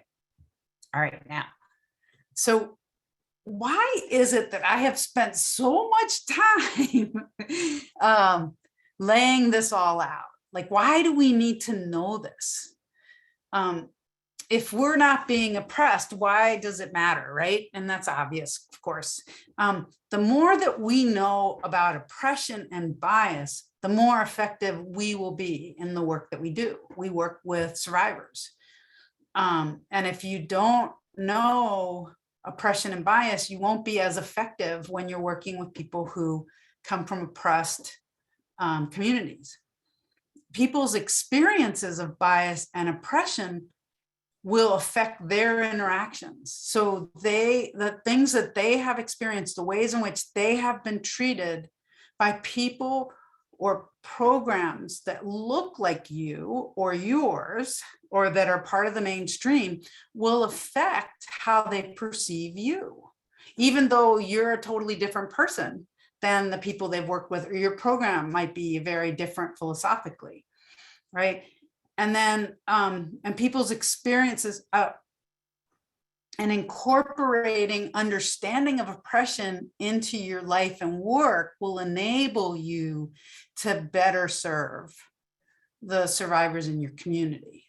So if you don't kind of understand or learn more about the impact of racism in our society, then when people who are Black and brown come to your program, you won't be as effective to help them. It doesn't mean you won't help them. And it doesn't mean that some of the stuff that you do won't be valuable. It's just that you won't be as effective. You won't be as good at doing it. And also, more people will come to you once they realize that you understand some of the oppression that they've experienced. So certain individuals face multiple and intersecting forms of structural discrimination. So not that you or individual people are discriminating against them, but that it is baked in our systems, in our responses. And what I want to do, I want to show you this really short video. It's 2 minutes. It's another person who is part of our this group that I facilitate. And so his name is Max. He lives in Vermont. He works at Green Mountain Self Advocates.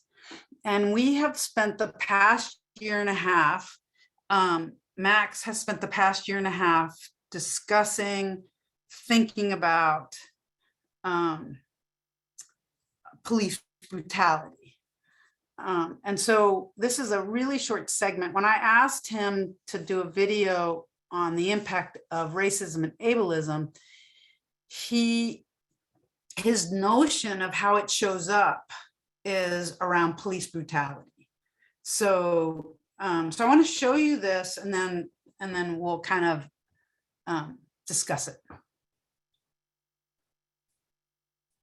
And this is, I think, 2 minutes.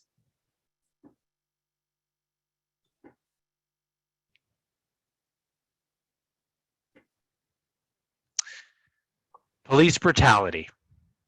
It is a systemic problem. Not only that it affects people of color, but it affects people with mental health conditions and disabilities as well. Hi, I'm Max Barrows. As a person of color with a disability, a Black man with autism to be specific, this is very personal to me. Fast and strict commands given by officers do not work for everyone. Here is why. People with mental health conditions and disabilities may communicate and respond to things differently. A police officer may not give time and patience to someone. Without understanding why people may communicate differently, force could be applied. I want to put this out there to raise awareness, in which hopefully this important topic will be put on the table for further attention. Everyone deserves to be served, protected, and most of all, respected, no matter our differences. A change in how policing is done will be a big step toward ending violence against people of color and people with disabilities.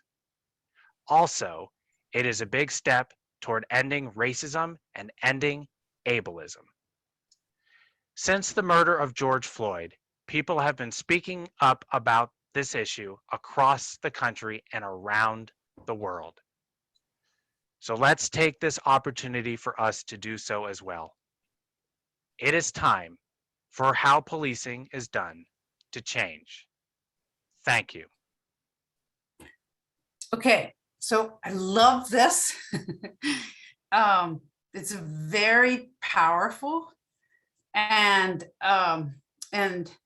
so just a kind of, it's very succinct, very powerful. It has been something that our group has been talking about, especially when you consider that 50% of the people who have been killed by police are people with disabilities, and in particular, people with mental health disabilities or intellectual disabilities. So it's a very, very succinct kind of discussion. But so at the Vera Institute of Justice, where I do this work with facilitating this group, we recently got a grant from OVW to do training for law enforcement about how to respond and work with people with disabilities. And because of Max's interest in this, he is part of that project as a consultant. We don't necessarily think that we can train racism and ableism. In fact, we don't think that we can train racism and ableism out of things. But we do feel that if people have a better understanding, like if people just watch this video, for example, they would have a better understanding of what not to do when working with someone with autism. And so, but this is some of what we miss when we don't dig in around racism and ableism. And I think the message that that Max brings is really important.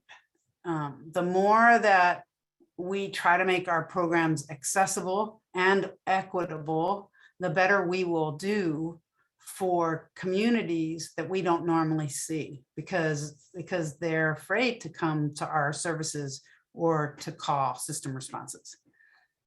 Okay, so I want to kind of dig in a little bit on, so we have these issues around racism and ableism. So how is this perpetuated in our society? And it's perpetuated in our society through a series of things that we do that are involved in white supremacy.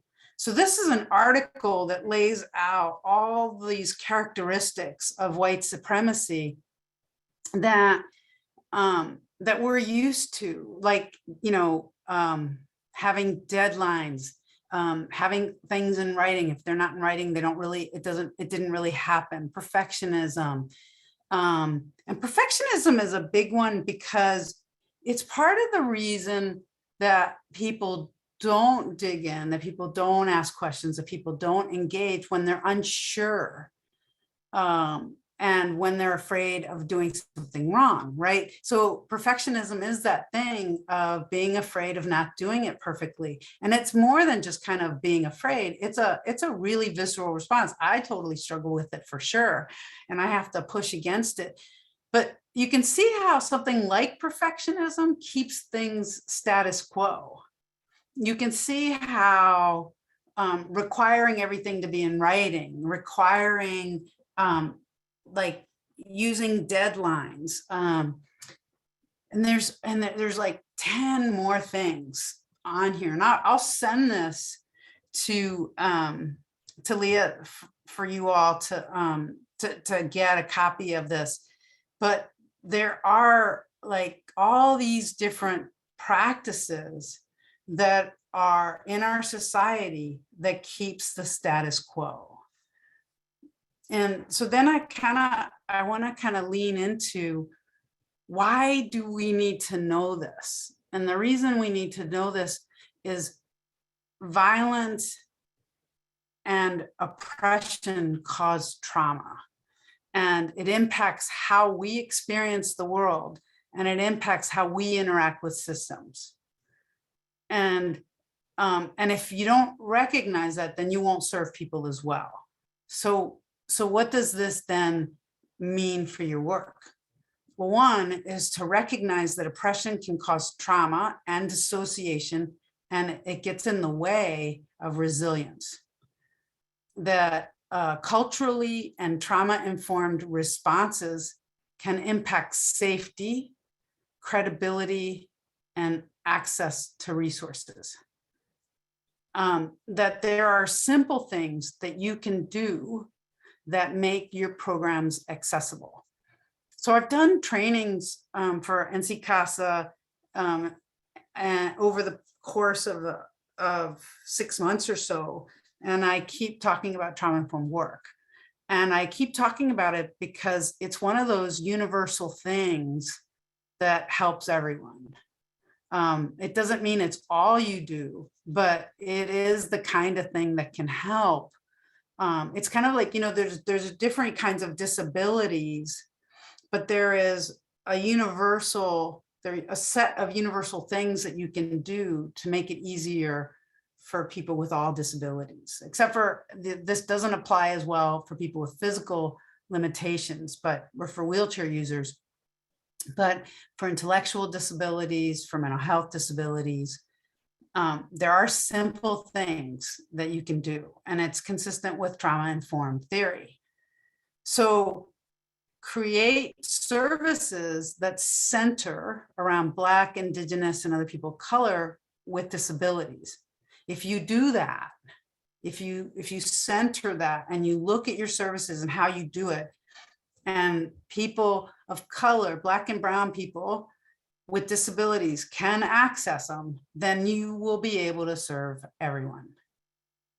I mean, and it's really kind of simple. And at the Vera Institute of Justice, we have a self-assessment that people can do, that they can look at their programs to see how accessible are they. And most people think, when they think of accessibility, they think of physical accessibility. But really, oftentimes, it's attitudinal changes that need to happen. So for example, in sexual assault cases, a lot of communities will refer a person with an intellectual disability to a child advocacy center to have a forensic exam. And they're not set up to respond to adults with disabilities that have been sexually assaulted. And survivors who have experienced that have been deeply offended that they were sent to a program that works with kids to get a forensic exam. They're not kids, they're adults with disabilities, and they know that. So by directing people that way, rather than creating an accessible forensic exam, instead, what you're sending adults to a child's exam, it lets them know that they are not being considered, that they are disregarded, that it's really not that hard to create a forensic exam that involves plain language, that you wait till the person says you can continue, that you take a little bit more time to explain. It's not that hard, and it makes a huge difference. So it's just as an example of how we don't center Black and brown people with disabilities. We just do this kind of little add-on thing, or we're like, oh no, let's just do this, but we don't ask them what they think. And then so remember that individual trauma is this unique individual experience of an event, and that comes from an experience that might threaten a person's life or their psychic or bodily integrity. That individual trauma comes from an individual's coping capacity and or ability to integrate their emotional experience, right? The trauma comes up when that's overwhelmed. Collective and historical trauma is also very real and has a significant impact on people, as Sierra has pointed out. And that's a cumulative emotional, psychological, and spiritual wounding over the lifespan and across generations, emanating from mass group trauma experiences. And that is our Native community, that is our Black community, that is our immigrant community, that is people with disabilities. And so one of the best things that we can do is to be trauma informed and to center people with disabilities in that.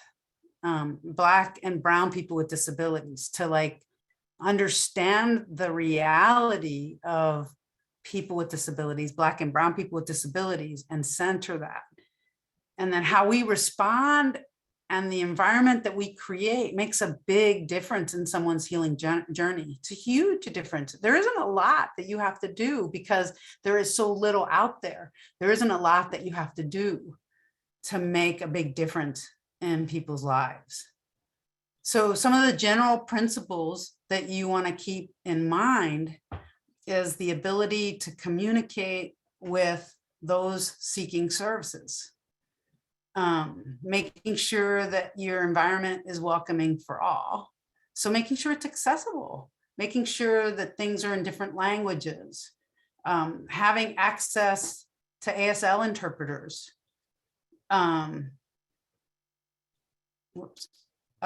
Then to prevent re-traumatization, prioritize safety, focus on resilience, recognize impact of structural racism. Like, if you talk about it as something that's real, then people will feel better understood. Then people will are more likely to start to try to trust you. And then check your privilege. It is there. It's always going to be there.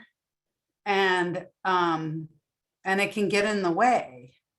And I'm not saying that as a derogatory thing. I have it as well. Like, I totally catch myself thinking, oh my God, I can't believe I said that. That is so bad. Like, I did not get my privilege there. And then, and I really just have a couple more slides. But this one is, I think, the most important. So do your own work. And really, it'd be awesome if you could, as you do your own work, bring this to your organization, to the other people in your organization. So there's some really great resources out there. One of which is a podcast that I have an anti-oppression coach whose name is Wanda Swan. She's in Georgia. She comes from the anti-violence field, so she knows it really well. And she has an amazing podcast that you can download and listen to called Come Get Your White People. And it's talking about the different ways that racism and anti-Blackness show up in our society. And it's really, really, oh my God, she's brilliant. And I love it. The other thing is she has an organization called Start by Talking, which is also really awesome. And that's how I connected with Wanda, through anti-oppression coaching. She is starting later in a couple months, she's starting an institute that people can sign up for and have access to the learnings, the materials that she's developed. And she is really very prolific in the stuff that she's done. Another thing that I would recommend is Ibram Kendi's Be Anti-Racist.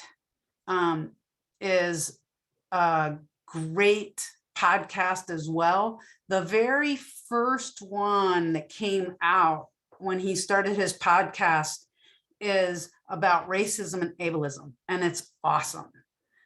So you can download that and listen to that. And then there's a lot of things that you can read, but I'll just give you a couple that I think are really awesome. Now, by the way, I sometimes have a hard time comprehending what I'm reading. And a lot of times when it comes to racism and intersectionality, that a lot of times the terminology used kind of goes over my head. So what I've done in order to be able to kind of take this in is a couple of things. I have gotten the books, and I've also downloaded the books. So I will listen to the book while I'm I look at the book while I'm listening to it, and then I'll underline and highlight things.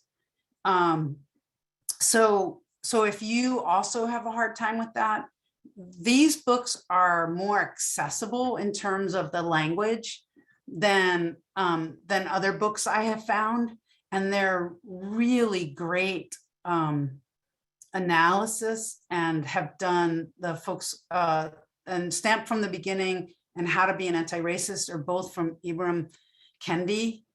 And then the book Cast is amazing. And also I find it could be a little bit hard to read, but really good.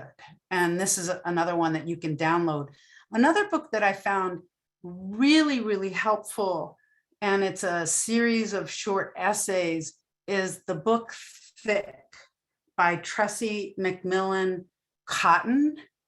I love the essays. They're very, very relatable. It's in story fashion. And with each essay that she wrote, she's, telling you a story and then weaving in the the impact of racism and anti-Blackness.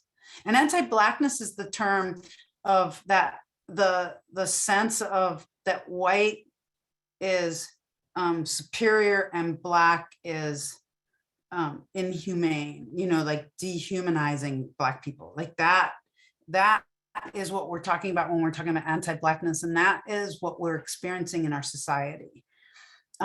Another book that is really awesome around the issue of disability and ableism is the book Care Work. And that is also, and that's written by a woman of color with a disability. It's a very powerful book. It's also a series of articles or essays. And it really kind of starts taking you into the disability justice field. So there's a disability rights field and there's a disability justice field. The disability rights field came up in the 80s, well, probably earlier than that, but 80s and 90s. And that's where the Americans with Disabilities Act came from. And the disability rights field focuses on really kind of making sure that people with disabilities have rights and to be able to make sure that they can access those, right? So it's a little bit of a floor. So it's the kind of thing that says that, buildings need to be accessible. What the disability justice field does is it thinks about what could be. So it's not a floor of what the law provides, but what could our world be like with disability justice? It is by and for people with disabilities, where the disability rights field is usually more around comes from the family members of people with disabilities. So it's a really awesome, like the move towards disability justice is really awesome, really interesting, and really kind of where we need to be going. So Care Work it talks about that in Care Work. And then she wrote another book called Beyond Survival. And this is actually a book that she co-edited. And this again is, this is actually about transformative justice.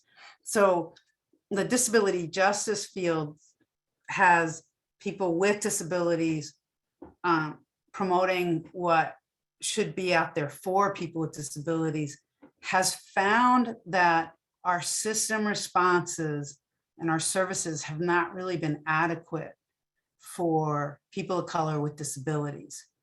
And so there's a move towards transformative justice, which is something that's already actually happening, which is dealing with the harms that people perpetrate on folks within the community. And so, addressing things like violence that happens to folks, holding people accountable within the community. So it's not like a vigilante sort of thing. It's looking at providing healing without using more violence. And so the premise is based on the fact that our system responses are actually violent. Our justice system really is kind of, and especially for people with disabilities, there are so many people in prison that have disabilities that have never been identified. And so the disability justice field wants to look at alternative ways that don't always involve incarcerating people with disabilities.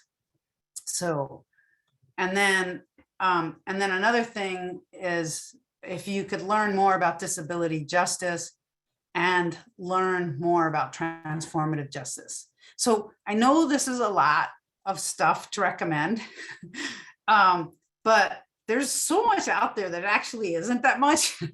But I would, if you don't feel that you can do a lot of reading, I would go to the podcasts. And then you can always email me, and I'm going to put my email in the chat. And I can help you kind of, if you're looking for something more specific, you know, I can help you think that through. I'm on my own journey of looking at my role in racism and ableism. And so I'm looking at different books. Again, I have a hard time sometimes comprehending books because of my disability, but I've found, so I look for books that I feel are fairly accessible. But so anyway, so this is what I would recommend, and urge you to really kind of do your own work here. Okay, so surprisingly enough, I am done with my material. So I don't know if folks have questions, but I'm happy to try to respond to any. Thank you so much, Olga. Yeah, thanks, Leah. I felt thought for sure I was going to run over. I felt like this 3 hours went by pretty quick. And yeah, you have a question. Oh, cool. Okay. Our agency has a dedicated advocacy program to serve individuals with disabilities. We also have a program to serve the deaf and hard of hearing population, but are new and being implemented. Both are new and being implemented. The program to serve individuals with disabilities is hitting many external barriers. Hospitals, police won't activate our response teams, denial from agencies serving those with disabilities, that the rates of violence are so high. Yeah, they don't want to admit that things are as bad as they are. While we of course have a lot of internal work to do, what advice do you have to gain community buy-in that these anti-violence programs are needed? And what resources, training would you recommend we use as an agency to strengthen and tailored services and programming? Okay, really, really good question.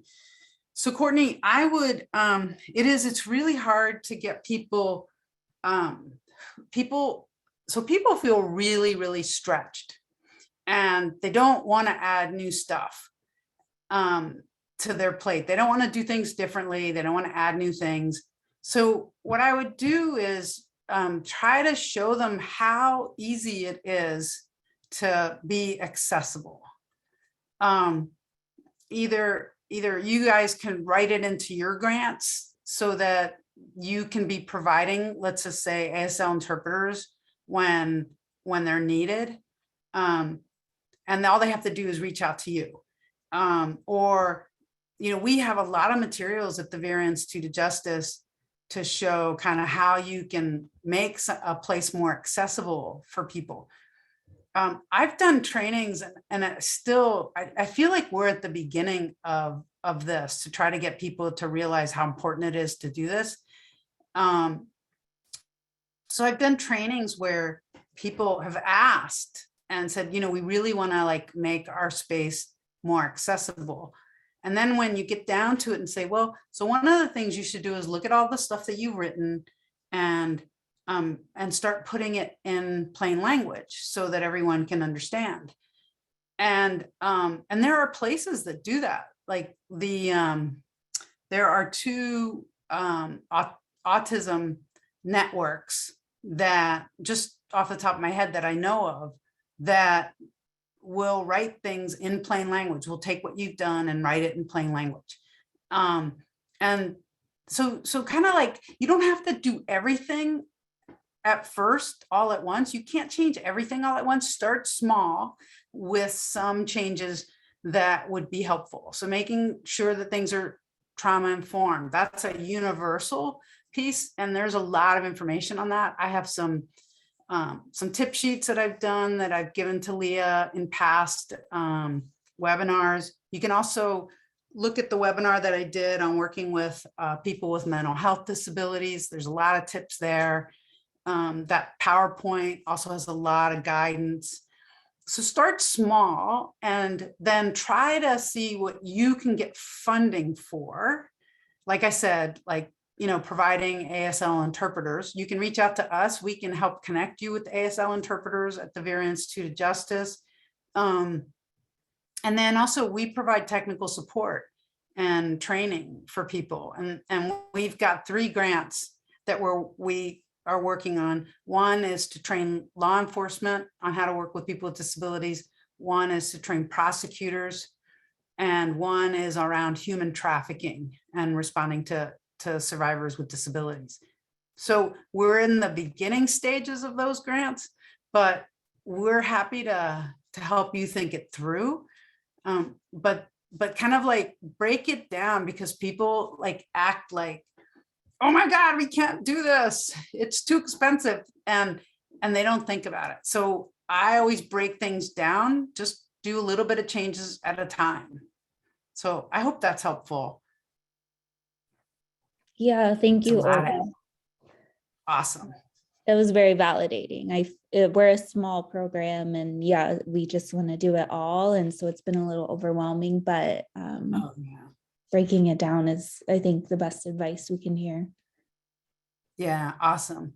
And then also, if FIPSA passes, I know it's passed in the House. I don't know if it's passed in the Senate yet, but if FIPSA is reauthorized and becomes law, which is the Family Violence Prevention and Services Act, then anybody who receives funding from that will need to make their services accessible eventually, right? They're going to require that. And so there will be a resource center funded that will help to provide training and technical assistance, develop tools to help programs do that. So hopefully there'll be a little bit of help if FIPSA passes.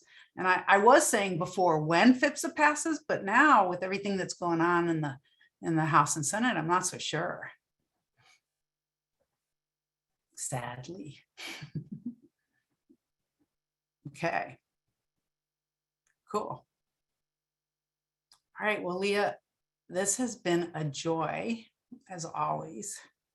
I don't know what I'm going to do when these are all over. I know we're going to have to find more reasons to work together. We will. Perfect. Well, Olga does have at least one more training, and I think we're still trying to figure out exactly what that's going to look like. So be on the lookout, and that'll be in early February. So be on the lookout for that. And in the meantime, if anyone has questions about NC CASA trainings or anything like that, you can reach out to me. And if you want to talk more with Olga, they put their email in the chat. So yeah, I hope you can take the next 15 minutes to do something nice for yourself. Yeah, eat lunch or something. Yeah. All right. Have a good day, everybody. Thank you. Thanks.